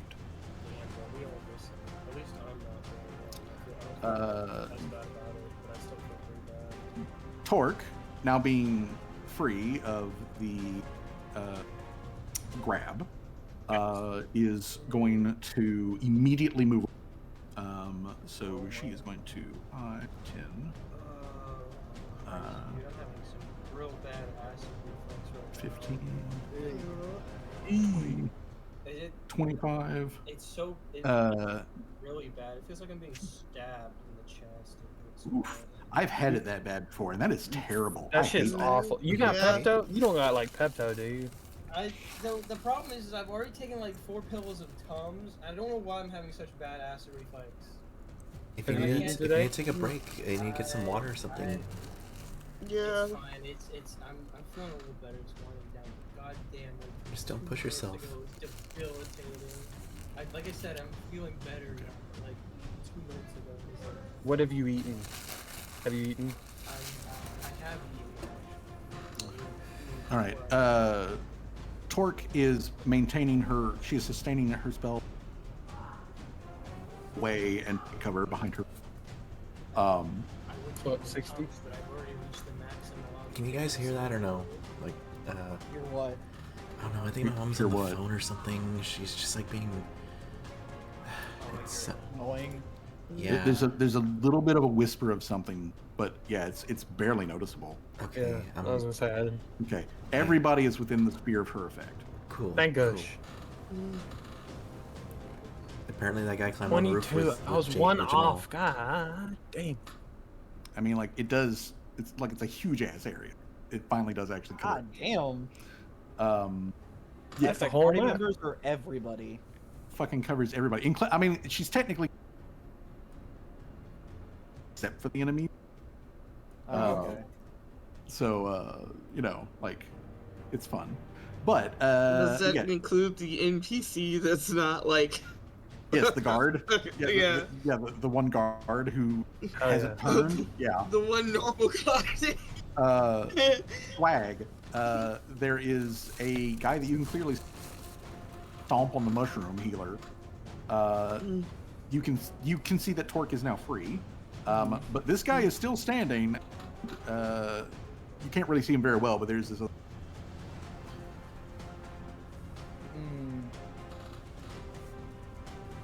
I really don't want to do Fireball because they are all right there.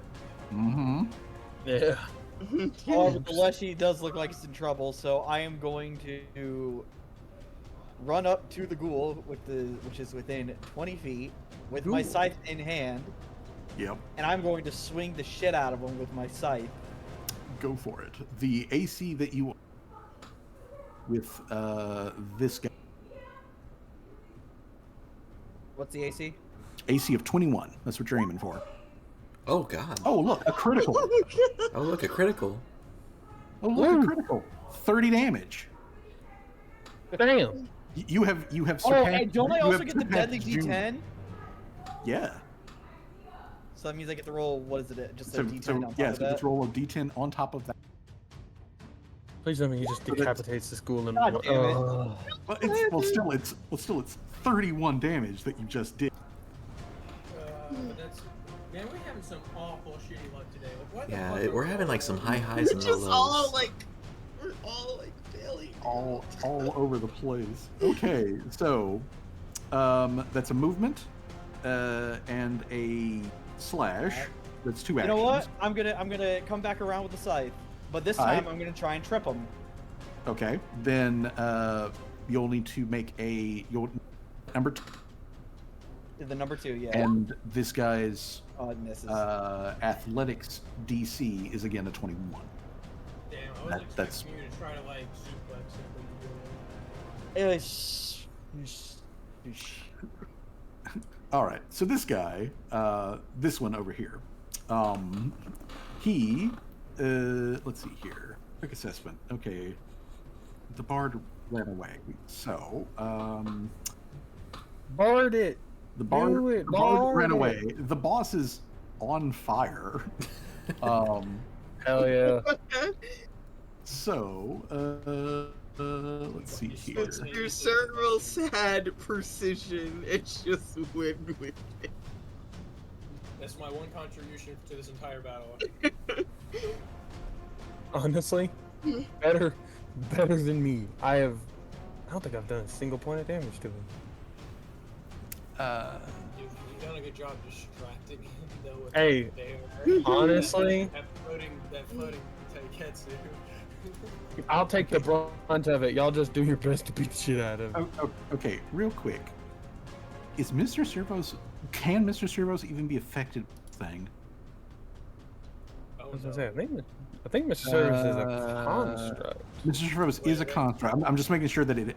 Oh, is it It the, has is effect. it the, is he trying to like convert Mr. Servos or some shit? No. He's not trying to convert Mr. Servos. But what he does do to Mr. Servos, or what he attempts to, Mr. Servos will need to make a fort save. Well, anyway, DC 21. where the hell is where is it? Let's see. Fortitude. There it is. Okay. Did you see Well, what it's DC what's was? it's a DC 21, but that means though that Oh Is, yeah, Servo's got a double. Yeah, I was about to say, is it technically 21 because he's getting a? Yeah, he's both got a bonuses? Wait. He's got the bonus from torque, which would bump that up to which bumps that up to a 20. Does your overdrive give a bonus to the saving? Check that real quick. I feel like it does.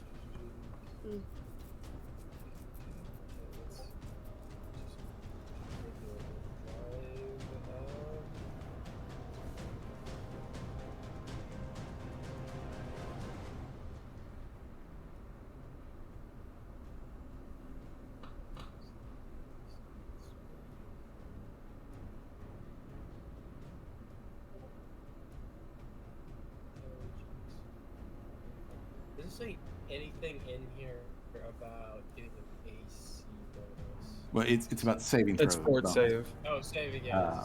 And if it doesn't say anything about it, then it doesn't. Okay, so that just means though he's not like he's not critically affected by this. All right, so that means that Mr. Servos gains the enfeebled condition as black smoky ink tendrils like shoot out from this guy's hand and wrap themselves around the con, trying to constrain its movements. He becomes enfeebled 2. I have to ask, are these tendrils also made out of bourbon and black ink? Yes. Well then, I don't know how smart this move is actually going to be, guys. Suddenly, Mr. Servos is on fire and just... Mr. Servos, do an explosion. Mr. Servos, say kaboom. But otherwise, this guy... Tahir. I don't know what god this guy is praying to, but and I'm gonna need some of it. And he like after he does that, like he just ignores Mr. Servos. Like Mr. Servos is dealt with as. My work here is. But he steps over here. I find it funny. They just like construct eliminated, even though Mr. Servos is the fucking person who set him on fire in the first goddamn place. Like, yeah, Mr. Servos is like, oh, Al.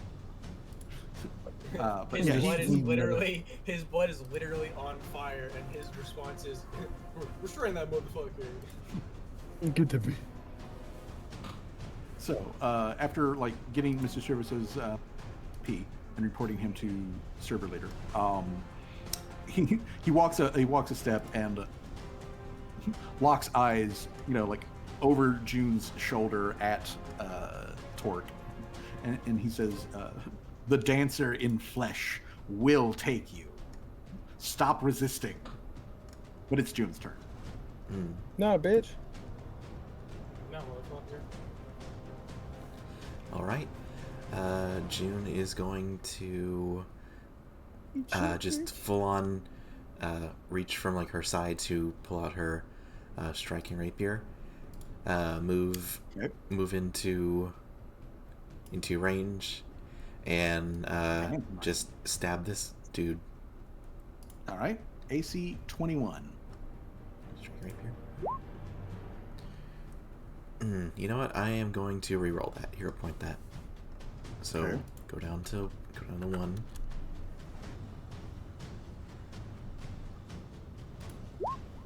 There we go. And with the +1, better is the crit. Nice. Let's go. That is right. exactly what she wants. Just like stone cold, like you fuck with my girlfriend, I'm going to like skewer you like from like I was about to say like head to toe, or that doesn't really track. You know what I'm trying to say? Yeah. So from top to tip, cut that beat. Yeah.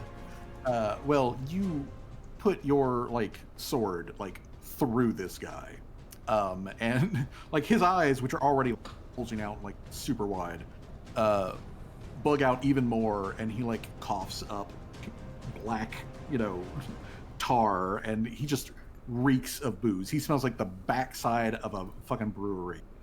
And he shakes, but he turns his eyes from Torque to June, and he croaks up. Hanamusa will take you too. June's just gonna lean Shut in. up, bitch. June is just going to. June is just going to lean in and Damn. close to like this monster and just say, if you want to have fun in hell, and just like pull out rapier and like kind of like shove / step back, like like not being like like hugging this dude, and yeah. Mm-hmm. Okay. The other guy, who is on fire, Who's on fire? he reaches up and unclasps his cloak to let it drop down. Oh shit. At his feet, so that it's on fire and he's He's not. pulling his cock out. With this off, you can see that he is tattooed from he's got tattoos that go down into his but then up his torso and over his arms, over his up under his hair and everything, all over his face and all that sort of shit. He has a big open gash in the side where you tagged him earlier.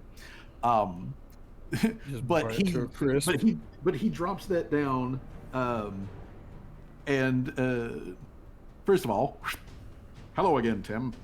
As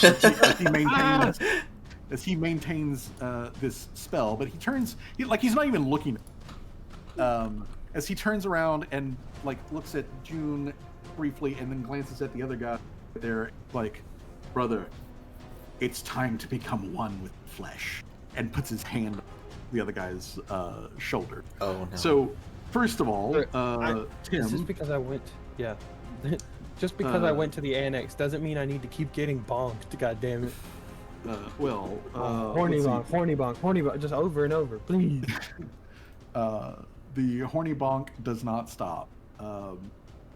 Stop. It Okay. hurts.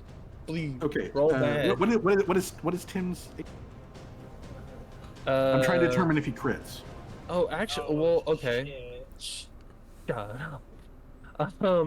I think first off, with the last attack that he did, he broke the Glass shield. the glass shield. Mm-hmm.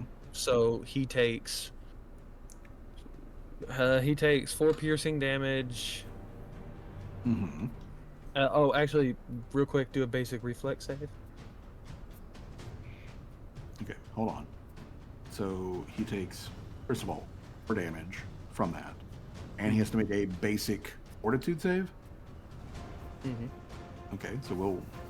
What's the DC? I think it 21. He's good. Okay. Damn, Never mind. that- Because if he This had guy- failed, he would have taken 3d4 piercing damage. So, Okay. but Well, Tim's AC is back down to 25. AC of 25. Okay. Still higher Then than he- mine. Then the spiritual weapon does in fact crit. Oh, Fuck. no. See, Oh. that's why I'm like, I'd rather take the spiritual weapon attacks, because I know it's gonna crit almost immediately on everyone else. God damn. Okay, so 18 bludgeoning damage as the thing flies up and whacks you on the back of the head. Leave like a dent. Yeah, it leaves I'm so a hell fucking of a streamer dent in the top of your head. How- But with his hand on the other guy, the other guy looks at him and he just for a moment he has the just most beautiful, peace-filled, content smile on his face as he is then reduced to ashes. Uh-huh. God damn. That one did And then you guys see all of that leaking black ichor that's coming out of this dude suddenly reverse flow and start stitching him back together as he heals. Son of a bitch, bro. That's bullshit. Do we want to just? Can I do some kind of perception check to see? He doesn't look hurt, does he? Who, this guy? The The main dude? the maid dude, yeah. Oh no, he's bloodied. Yeah, he is bloodied. Like, you guys actually beat him down pretty. He was in need of this healing. I was gonna say, because if he was like still cooling and then got healed, I'm like, we might just have to fucking bail. Okay. I mean, he did just regain 15 hit points. I'll tell you that. I mean, I did give him a vagina. Yeah, that's true. I mean, it's curious on whether or not, like, you know, the healing like regrows any of the stuff that he's probably missing. But there is that. I need to. Okay, so I am going to go ahead and persistent fire damage anyways, now that everything's at the end. There we go. But I will be taking the red dot off of him because he's removed the article of clothing.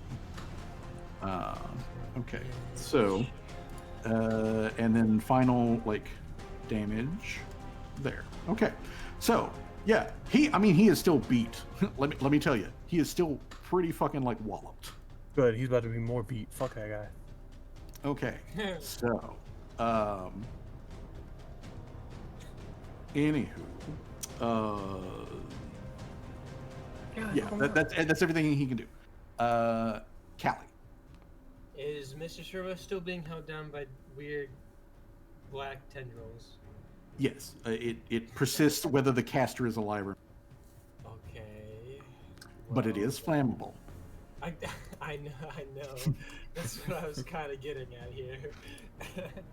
I'm trying to think because like I do have an idea. Oh. Do the tendrils still lead back to him, or are they just like summoning They're out just- of nowhere? He got webbed. He got webbed. So like Mr. Servos is just sort of covered in like venom cone. No. Ew. Get that shit off him. So he can't move, right? He can't move. Oh no, he can move. It's just restricting his movement so he can't strength. Oh, it's restricted. Because he's enfeebled too. So that means no, it actually doesn't impede his actual movement any. What I'm saying is it impedes his strength in something. So any strength-based rolls, which does include melee attacks, get the negative, which is currently a -2. I can live with that. But if it's not a strength-based roll, then it's not affected.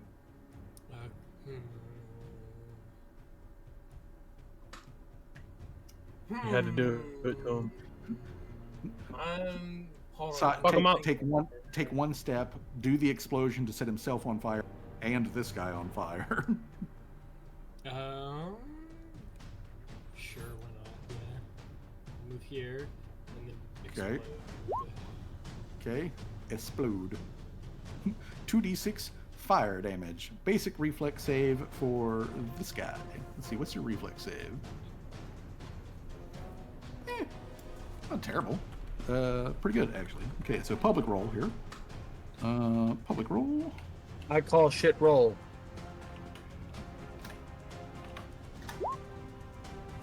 All right, so he only takes half damage. So roll me 2d6. I call good Damn roll. it, bro. Oh man, you only get like one fucking point. Ah. Okay. This is fucking. Who's the god? What's his name? He's the dancer in flesh. Please, dancer in flesh. Give us a good fucking roll. Well, even though he only takes 1 point of fire damage, he is now officially bloodied.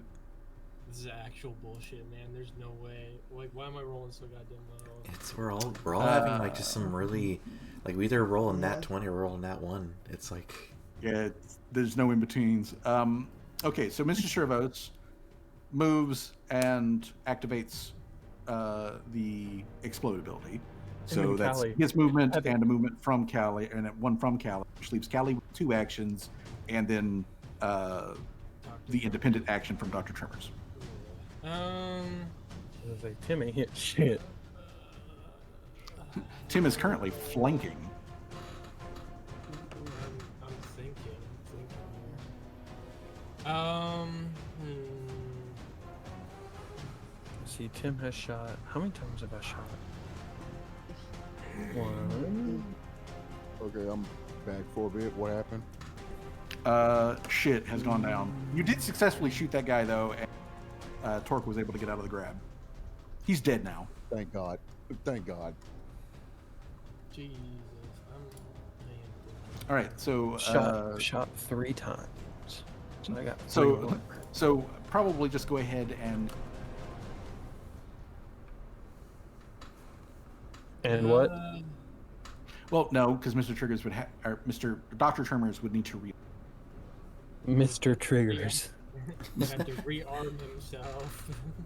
All right, so then let's say that for Dr. Tremors' independent action, he reload. I was gonna have Callie use one of her actions to reload for him. Okay, so Callie uses an action to reload And then Dr. Tremors. he shoots he shoots That motherfucker. at that guy. Dexterity! Please don't kill me again. You probably will, but we'll see how that I call it good roll. Oh yeah, that bad man. Anyway, Bang, bang. and then Callie's last action. That was one of the elemental ones, so it did some splash damage. Okay, splash damage. Anyways, so let me put that in there. Okay. Bam, bam. And then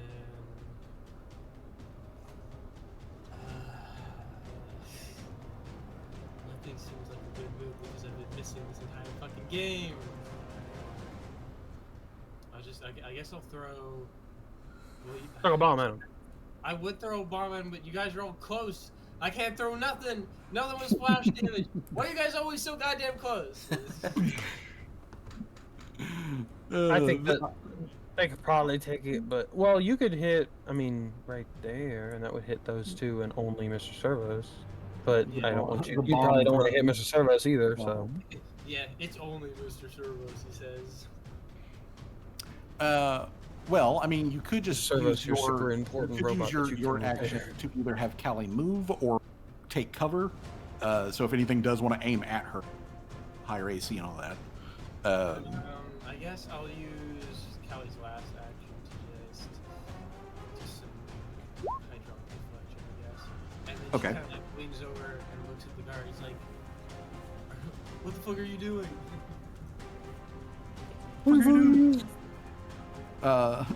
Laria. What the fuck is You're on the happening? Why ground. is this town so goddamn weird?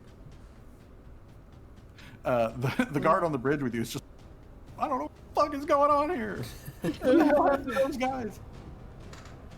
He got Well, turned to Larry ash. is gonna take an action to stand up. Okay. Mm. Spends action to stand up. I will remove the boot. There we go. is there somewhere on the thing where I can put like +1, just like for that specific thing, or is that not a thing? Because What for the for Torque's thing, it's probably just a memorizing thing. Not that I'm aware of. It is just one Right. number. It's not that hard to remember. What I really need to do is I need to make a token thing that I can put down whenever Torque is doing it. Or have a visual reminder on the screen that says that. She's got her thing down. But Laria, you use an action to regain your feet. The transformed guard, who's directly is slightly on fire, and he has taken a hell of a beating, from swag and all of the other stuff. Kick his shit in. What did you say? Kick his shit in. Fire stick to his balls. Yeah, Why I does was, it not I was on gonna fire? say Birdie's staff. Gotcha. That was big and twisted. Twist his dick. Yeah. All right, so you blast fire Larry up proceeds at to him. He's got to twist make his dick. he's got to make a reflex save. So 1d20 versus that 18. Ooh, on the dot. It's on the 18. What hits? On the fucking dot. But that still means that he still takes all half of that fire damage. So he takes that. Okay. Tim is going to become a cleric of whatever this god is, because he knows he's going to walk into a battle, and everyone's just going to fall on their ass. Okay. So. It's gonna have a 5 action. All right. So. I'm guessing he's still on fire after that. Oh yeah, he's still very much on fire. It won't be not on fire for a while. So. Do you think that's funny? Extremely stupid bitch. Do you think that's funny? I hate all of you. And Tim and, just yells, I hate And all of you guys. then he says Fuck you. something in Jotun that like echoes with power, and Tim's gotta learn Valeria Jotun. will need to make a will save. We'll save. That's Yes, Tim's please. next language. He's going to learn Jotun because it's coming up now. He's gonna learn. I don't know, man. All right. 24 plus With 1. nothing 4. else. Just a top Does that four. affect the bonuses as well, or no? This isn't a fear effect. Okay. So let's see. On a success, okay, cool. So he does something. Whatever he says in causes a sudden, intense memory of a time in in a previous incarnation. Laria fell down and broke one of her twig limbs, and it hurt like. My fucking knee. So, Laria, you take 7 points of mental damage. But because you made that saving throw, you don't take persistent damage. You don't have a migraine. He is then going to turn around and sock the robot. Smart idea. So, let's see here. Turns around and sock. Let's see here. What's your robot socking thing? Okay, robot sock. He's got a plus 11 to that. Okay. So, versus AC of the robot. That would be a 17. Okay. Okay, then that hits, which means that he does. Let's see here. Let's hope Tim can six actually hit this bludgeoning dude damage. next round. Can you use the restroom real quick, guys? All right. So, Jay. Jay, you there? We'll assume Jay is there. I'm gonna just have him shoot this guy. Shoot Shoot that mother- Shoot that man. Tim was Which the one guy that is he shooting? initiated. Tim was the dude that initiated, we're gonna shoot, it's okay, and Tim has not Actually fired a gun. hit. Tim's shot 3 times and hasn't hit once. All right. Every And it's- attack is missed. Tim's got the Stormtrooper file installed. Jamal is firing this guy. Tim's downloads are fucked. He's So- updated to Windows 11, I guess. So clickety clickety. Got that Stormtrooper DLC. Mm-hmm. All right, so clickety clickety, reload, and then second attack. That also hits. Okay.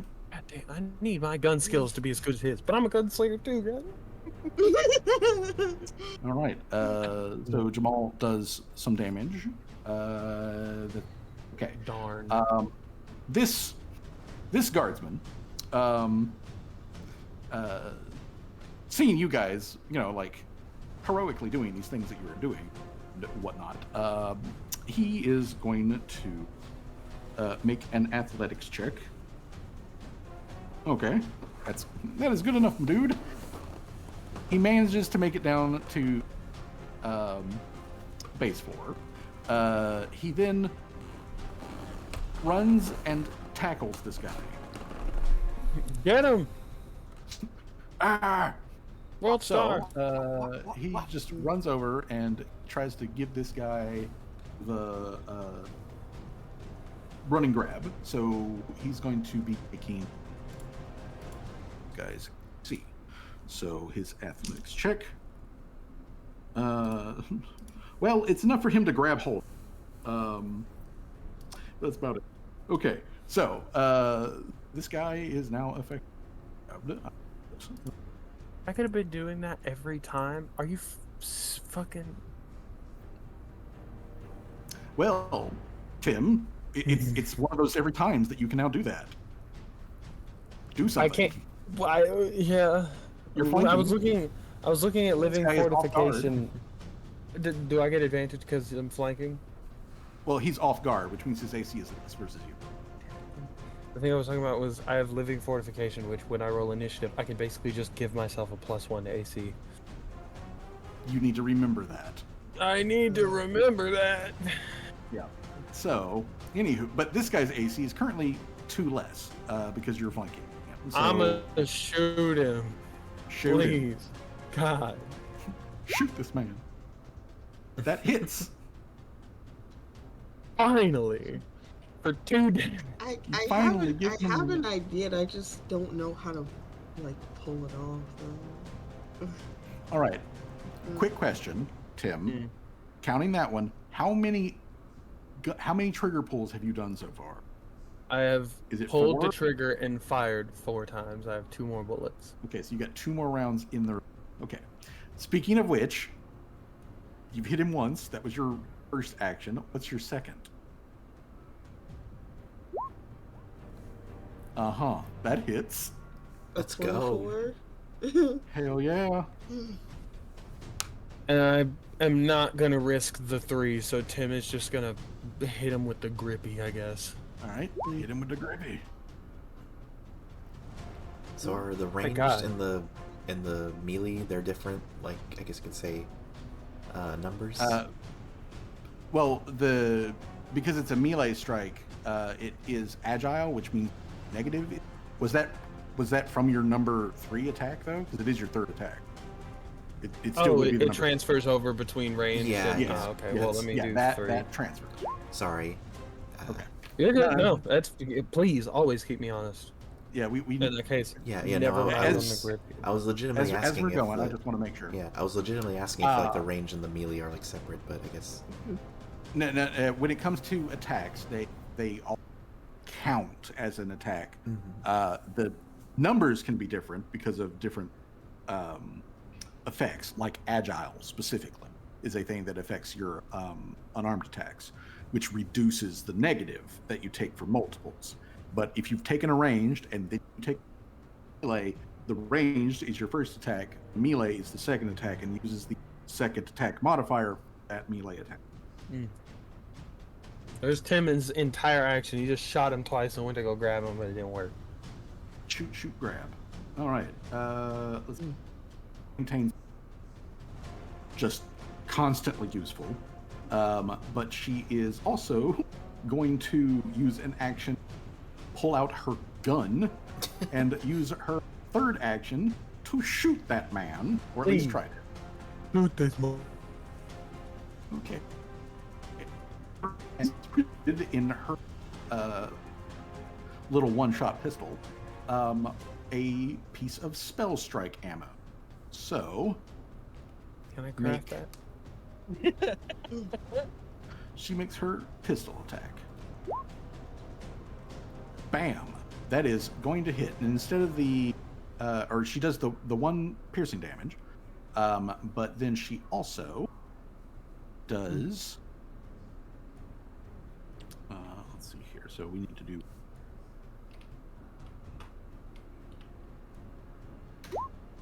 She does an additional 8 poison damage. ooh. And Okay. so the idea I have does involve Seamus though. All right, let's hear it. Like I said, I don't know how it's gonna work because it might require you to have to like drag me over to that guy, to the guy with the fucking like hooded cloak on or whatever. And I was thinking like we both just combine our ability to do like additional damage where I do like the crashing wave and you do your lightning spell. Yeah, but that's gonna hit everybody else too. I know. That's the only thing. I can take it. I Tim, know. you've taken enough. Never No. enough. I overhear Larry, and I'm like, I have a better idea. 40 feet, I'm going to suplex this man. Let's go. Okay. And RKO hopefully out that of disrupts nowhere. his spell, because he's going to be landing flat on his ass, or whatever. Alright, what do I do? What do I do for, like, Flat on his neck. it's unarmed Okay, so- strike, right? Well, you will need to make a attack roll versus his athletics DC. What's his athletics DC? His athletics DC Really bad. is not good. Like literally, it is not good. Hell yeah. His athletics DC 13. Oh my god. Let's go. Alrighty. He's got +3 to athletics. What a fucking loser. So you, right? So this guy who's just been like throwing, ducking and weaving, and then he like dusts one of his like allies, question mark, to like heal himself, and then fucking Muscle Wizard just comes over, grabs him by the belt, hoists him into the air, and comes back down on the cobblestone. Put him in a headlock. Please take me.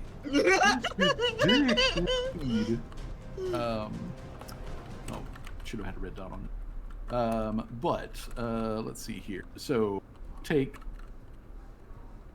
that damage. You have him in a grapple. What would you like to do with this man that you have in a grapple?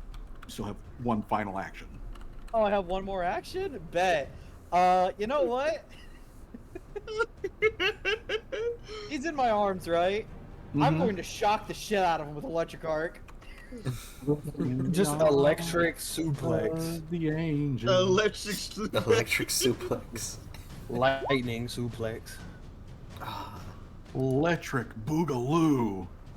He can't get a reflex save in the arms of another man.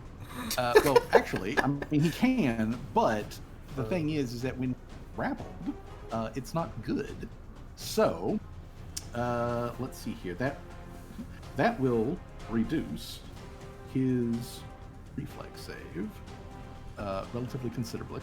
That's exactly the kind of suplex I was talking about, Tim, too. Hell yeah! Electric lightning suplex.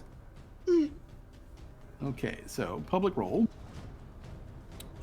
with Be a the bitch. Stupid bitch. adjusted you. modifier, Plant a dumbass tree. which he fails. Yeah. So he takes that full damage, as you do, in fact, plant a dumbass tree. That dumbass. Dude. Like he's kicking, but like I mean he's still kicking. He is prone. He is grabbed. So I'm gonna put on and I'm the boot. I'm assuming since he's probably distracted now that he can't focus. I'm gonna say yeah, he can't, which means Bye There bye is no more- bear. there is no more bear. Thank God. Jesus. Like I said, Jim, you suffered enough. I was gonna say Tim's front looks somewhat alright, but if you turn him around and look at his back, it looks like a caved-in tin roof. That shit is. Think of the guy who's got like a suit on in the front, but in the mirror he's just got a broad panties on. Absolute, like he is armored in the front, he is exposed core in the back. That thing was doing damage. Okay. Tim is at let's see here. 24 health. He started at 64. Beat 20 HP out of me. All right. So this Oh, guy, 40 HP out of me. this other guy though, who is grappled, Both just have a lot of health. What the fuck? Yeah, Tim's a tank. he's Like quite he's literally. like, he's like, you know what? In fact, fuck you. About, What the fuck is Laria made out of? She's got 74 health at back. Jesus. Yeah. Well, clerics are usually pretty beefy. I mean, they kind of need to be. They tend to be like the people who get focused on by I was gonna say, kill the healer. Geneva conventions? Well, you know. All right. So that's gonna be. You know what? He's just gonna go ham. So there's that one. He's an allergic Let's, to pork. Yeah, fuck them up. let's go for the second one here. Weave. Okay, and then fine, and then.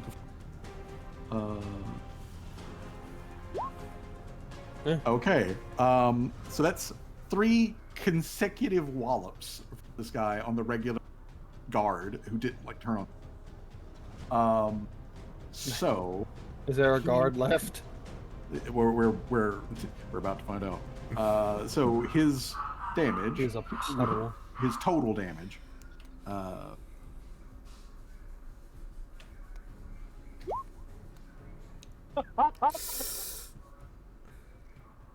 No, there is no guard left. Yeah. This guy is no longer grappled. So yeah, he just beats throws the body off of himself, climbs back up to his feet defiantly, completely without any actions, while being by both servos, who is also actively on fire. Oh no, the guard died! No! No! June, this guy, you have a dumbass tree, but he is off guard, proned, grappled, and not in a healthy state right now.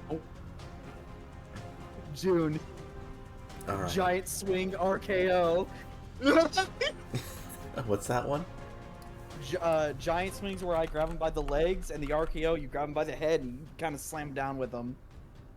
Put that motherfucker I in the was dirt. actually wanting to try and get some information out of him because we have him in like a pretty tough predicament, but He is in a tough predicament. Actually, June, make a society check real quick. society, So okay? say, Because we hit live him in with one. an intimidation check and be like, bitch, if you move, I'll cut your fucking throat. 19. Okay, that's good enough. All right, so this guy is basically some form of cleric. You know, no cleric, fucking cultist, something another. Beat my back in. He is low, but obviously not out of hit points, and he's been throwing off spells left and right. So he's probably either mostly or completely out of leveled spells and is down to just cantrips. So he's running on fumes, you know, metaphorically speaking here. So with June, knowing that he is running on fumes,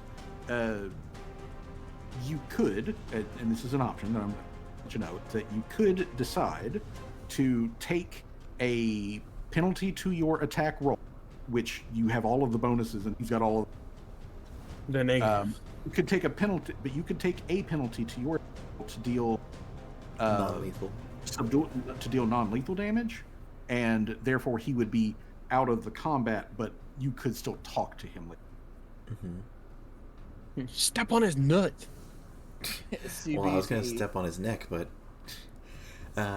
Both. all right. June, like I said, June was gonna like, as he's like in like a sort of suplex, or is that more flavor? I don't know, like how the grapple thing works. But He is at the moment Prone. your magus is holding him basically like around the waist. His back is pressed flat against the cobblestones. His feet and like waist are up off of the ground. And so like he's held, he's proned, literally flanking upside him. down. He's getting a swirly. Okay. Yeah, All right. yeah. So he's literally there's a Swirly in fountain the right stone.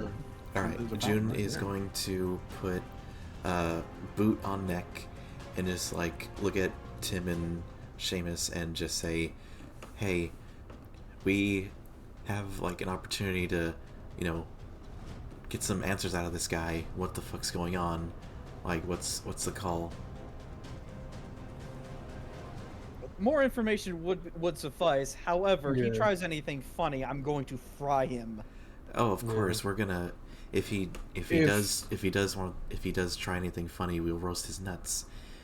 Yeah. But- if shit pops off, I'm not holding Mhm. back. Tim says is Yeah. the sound of dented metal. Fucking as he moves. And the, but and for the quiet cackling of Seamus. but for now, and like she looks down at him, and then just boot on face, non-lethal. Okay. So would that be unarmed? Yeah. So make your regular unarmed attack. Fuck him up. Is that Okay. Okay. Let's see. With Torque's bonus, because you don't take a negative here because this is a non by an unarmed fist thing. So with Torque's bonus, that makes it a 13. Since he is off guard to you, Flat-footed, off guard. since he is off guard to you, then his 22. It then goes down to 20 because he's prone, and it then goes down to an 18 because he's also grappled. So you're aiming for an 18. Yeah, that is. So you got 3 steps on him. Step on him again. Yeah, I mean, could Stevie try, or I T. could do. I'll do my last hero point. Damn, rerolling that. So, just at least. Okay. All right. Damn. 17. Fucking. All right, number 2. There we go. Oh, there we go. Okay. Okay. Needed a. That is enough to knock this guy out cold. Stomped him out. Yeah. Took a second. Took a second to hit to knock him out. You missed. I'm gonna put the little sleepy face on him. There we go. Yeah, he has just racked up all of the status negatives. Might as well just fire off his gun and burn it on him. All Put him right, on so fire. final action from June. Just like sigh, look at Torque, like you're good.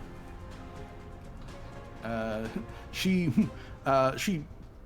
gives herself a quick pat down, and she's like, thumbs up. Yeah. All right, and I'm she good, is I'm going good. to move and try to help out over here. Okay. That guy is out for the count. So that means we come around to Callie. Mr. Servos obviously has linking on this guy. You've got a raised position on him, so it's like shooting at fish in the barrel. He's got an AC of 19 versus you. All of your attacks. Beat his brake pads.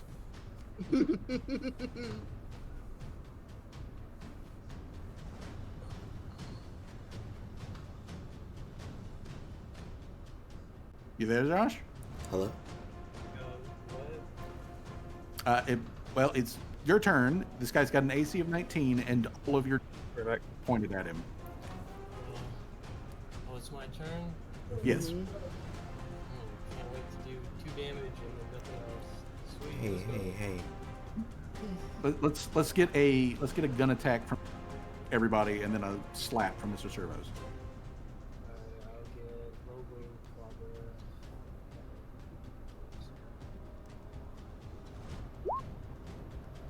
Well, never mind. Okay, 13, 14, 15, 16. Yeah, that'd be a 15. Okay, so yeah, Robo Clobber miss.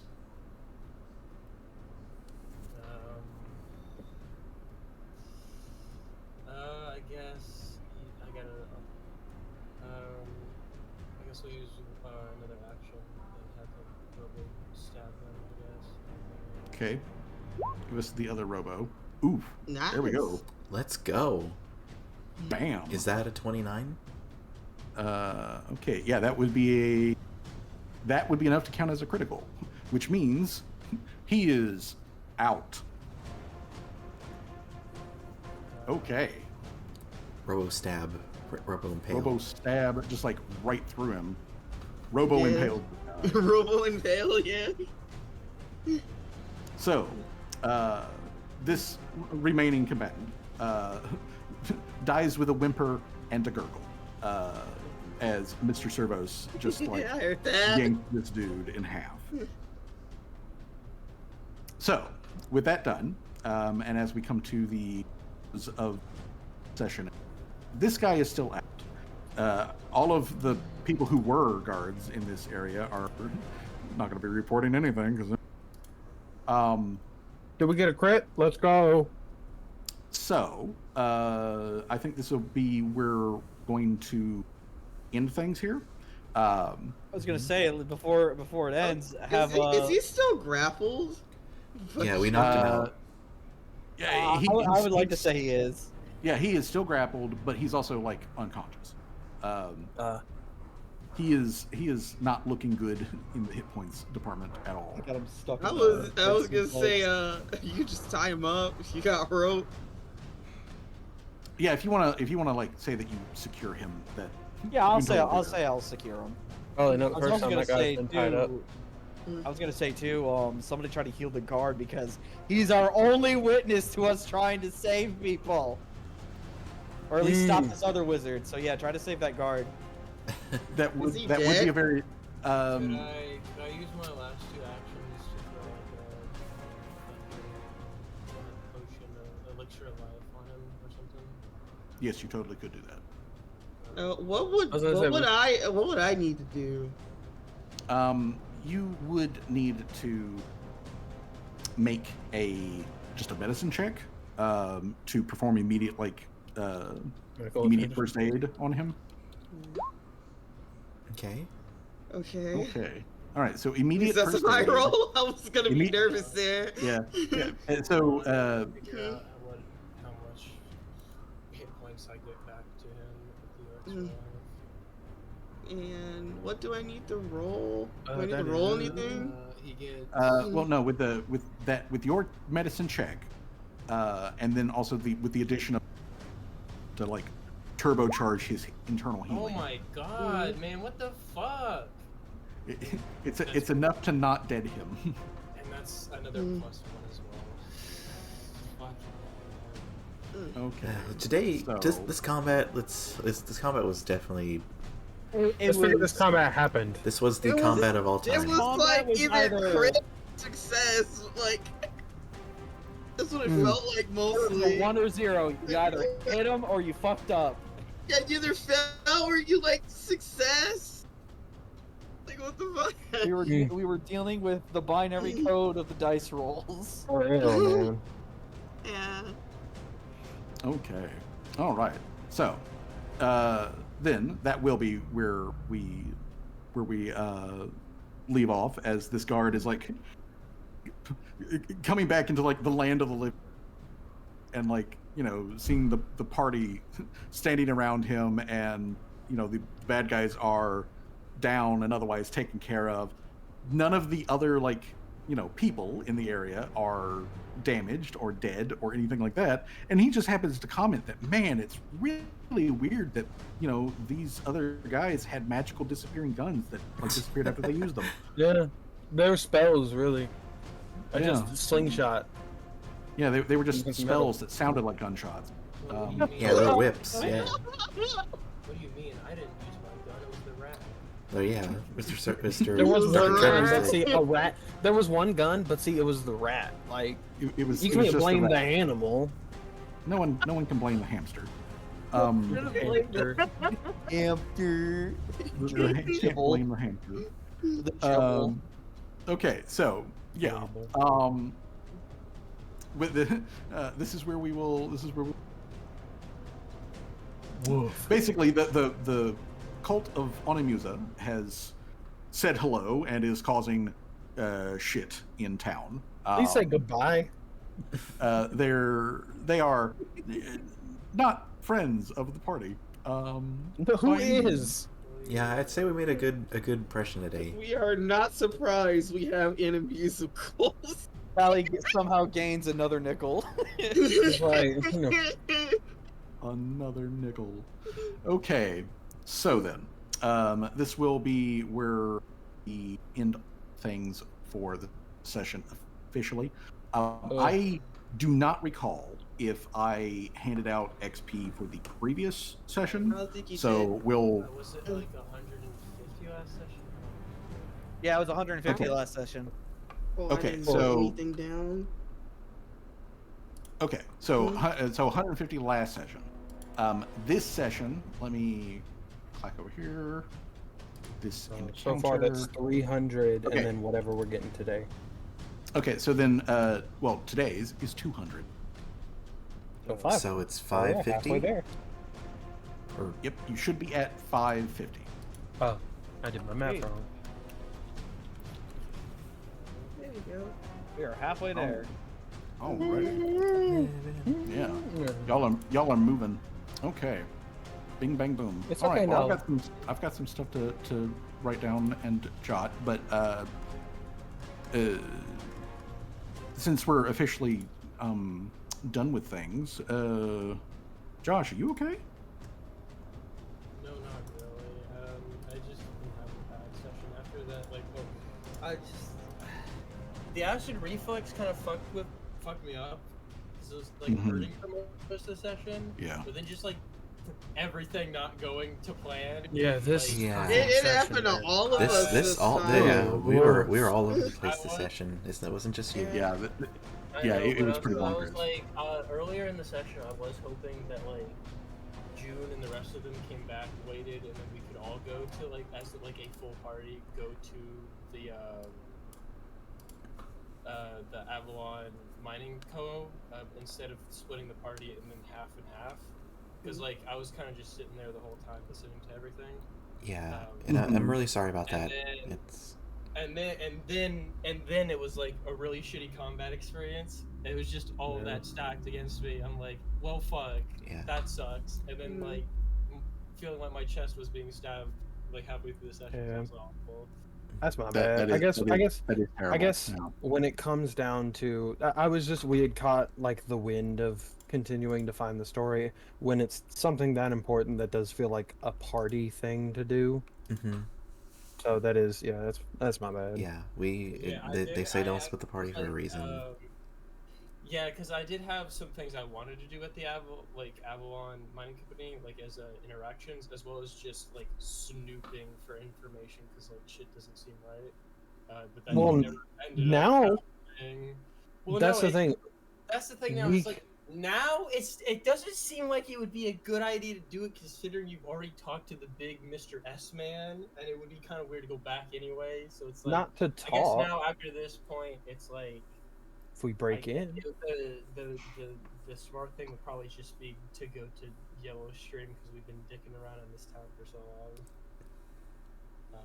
Well, then let me go ahead and ask.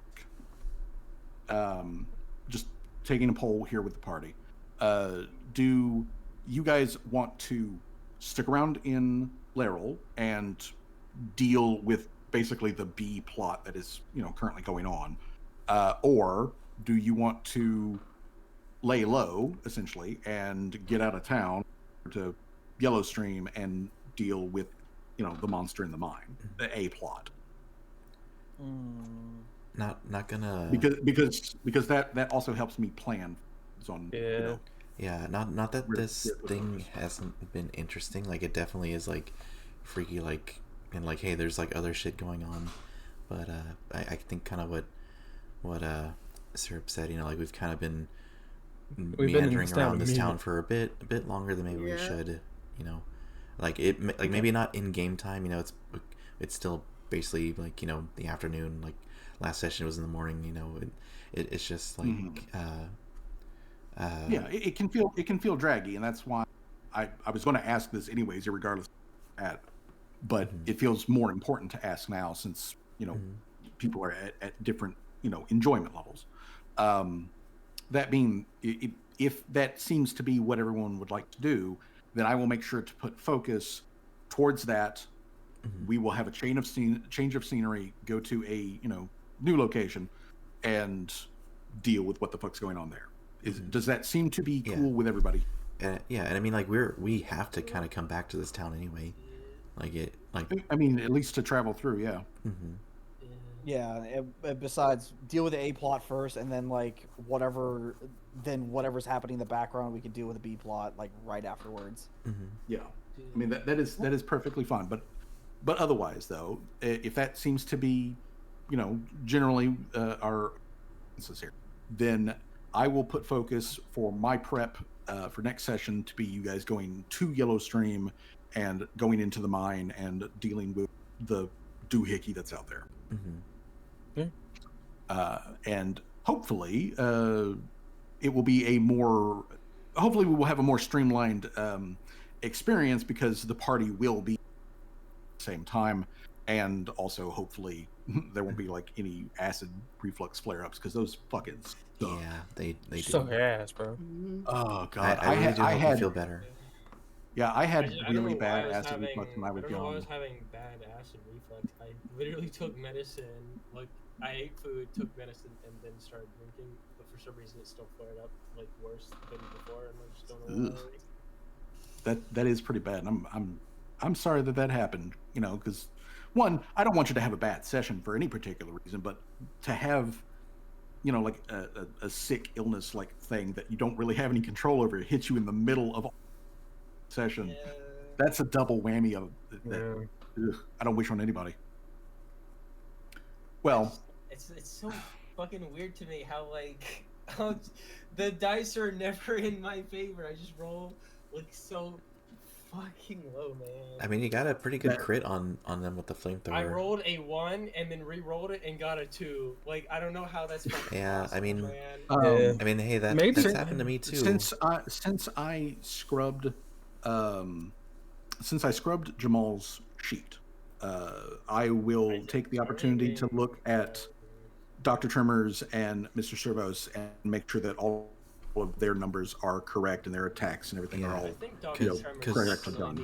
Dr. Tremors definitely needs to scrub because I don't think I leveled him up entirely properly because I wasn't sure last time. But I did level up some things like his attack rolls and some of the other stuff. Yeah. But I don't think I leveled up entirely because I did level up his HP and maybe some other like his athletics and his attack rolls and stuff. But I don't think I leveled up. So. Yeah. Okay. I will go over. Sure how to do that. And Okay, then I will go over him in depth to make sure that is correct and is complete. Yeah. And what was the like Mr. Servos had like basically like essentially like a flat roll, like he didn't have any bonuses. Yeah, or that something. was. Yeah. I took a look at that and I looked at it and I was like, it was just plain up incorrect. Yeah. So definitely. It was not put together right. Yeah, but hopefully, So hopefully it's fixed by next I will session. make sure. I will make sure that it is done and ready. Josh, on Callie's sheet, do you have a list of like all of her like bombs and whatnot that she can make? I do. The reason I keep rolling the basic bomb attack is I still have not done a blight bomb or the bottled electricity yet. Mm-hmm. I did the basic bomb attack specifically because it's just like it got kind of tiring because it's just like she's got a fucking like list of just the things she like different types of bombs. Every bomb. Okay. And I was thinking at some point probably obviously making those goals as well. Okay. Then I will also see about going through those and making sure that set up. Yeah, because I don't know if I've set the basic bomb attack roll up properly. I will check because Callie's rolls for some reason the dice aside, Callie's bonuses that come up for her and then the bonuses that come up for Dr. Servos and then or Mr. Servos and then the rolls that come up for Dr. Tremors are so wildly different. I feel like there's just something is not connecting. The numbers don't number right. Mm-hmm. I think something it is just like something's correctly. not. Yeah. So, like I said, I'll scrub through those in detail, taken care of. I'll also try to take a glance at everybody else's sheets just to make sure that things look good. Yeah, I really I'll do send you hope those questions. I hope you feel better. I really hope you feel better. Yeah, for real. Yeah, I hope you feel much better. If you got any like bread or just something with Don't like. worry, I ate a sandwich. That's why I'm feeling Good. That will help. But yeah, also danger. When you do, have like the time, throw me some questions that you wanted to talk to the automaton. The specific questions that you would like to have in that conversation from the other day, and I'll be answers back. Gotcha. Okay. Sick. Okay. So other than that, besides all of those, everybody, like always, thank you for showing up, putting up with my bullshit, putting up with roll 20s bullshit, which was pretty fucking deep and stinky today. Heavy today, fucking. Jesus Christ. Sheesh. But either way, though, thank you. I love you. Have a good night. I hope you do well. I'm going to go grab myself something to drink, and I will talk to you guys later. Take it easy, Fuzzy. Bye. Doses. Have a good night. Bye-bye. Night. Bye. Okay, guys. Thank you everybody for being here, and I really hope you all had a good time. I'm sorry to Syrup and anyone else that was having a rough time tonight, but you know, this is why communication is important, and you just need to bring up these things and make it vocal, you know, because it's all about communication. But I think I know who we are gonna go raid. It's gonna be Serpent Mythos. They are having their anniversary. It's I believe their 6-year. Let me double check. Yeah, 6-year affiliate anniversary. Wow, congrats to them. That's really awesome. But let me go ahead and start the raid for that. Thank you everybody for being here. As always, much love to our players and our GM. It's going to do raid. And it's going to be Serpent Mythos. There we go. They are a I want to say they are a Lamia snake lady, you know, Egyptian theme.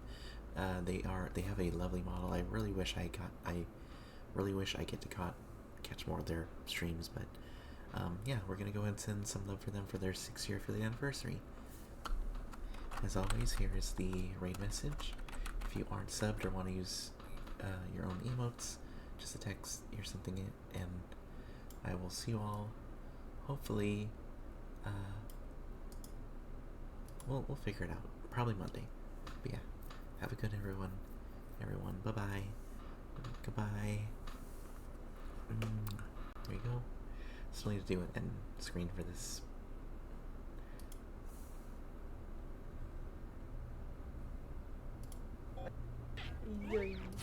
I'm going to say this now. No one knows what it's like to absorb ourselves like me and Sir.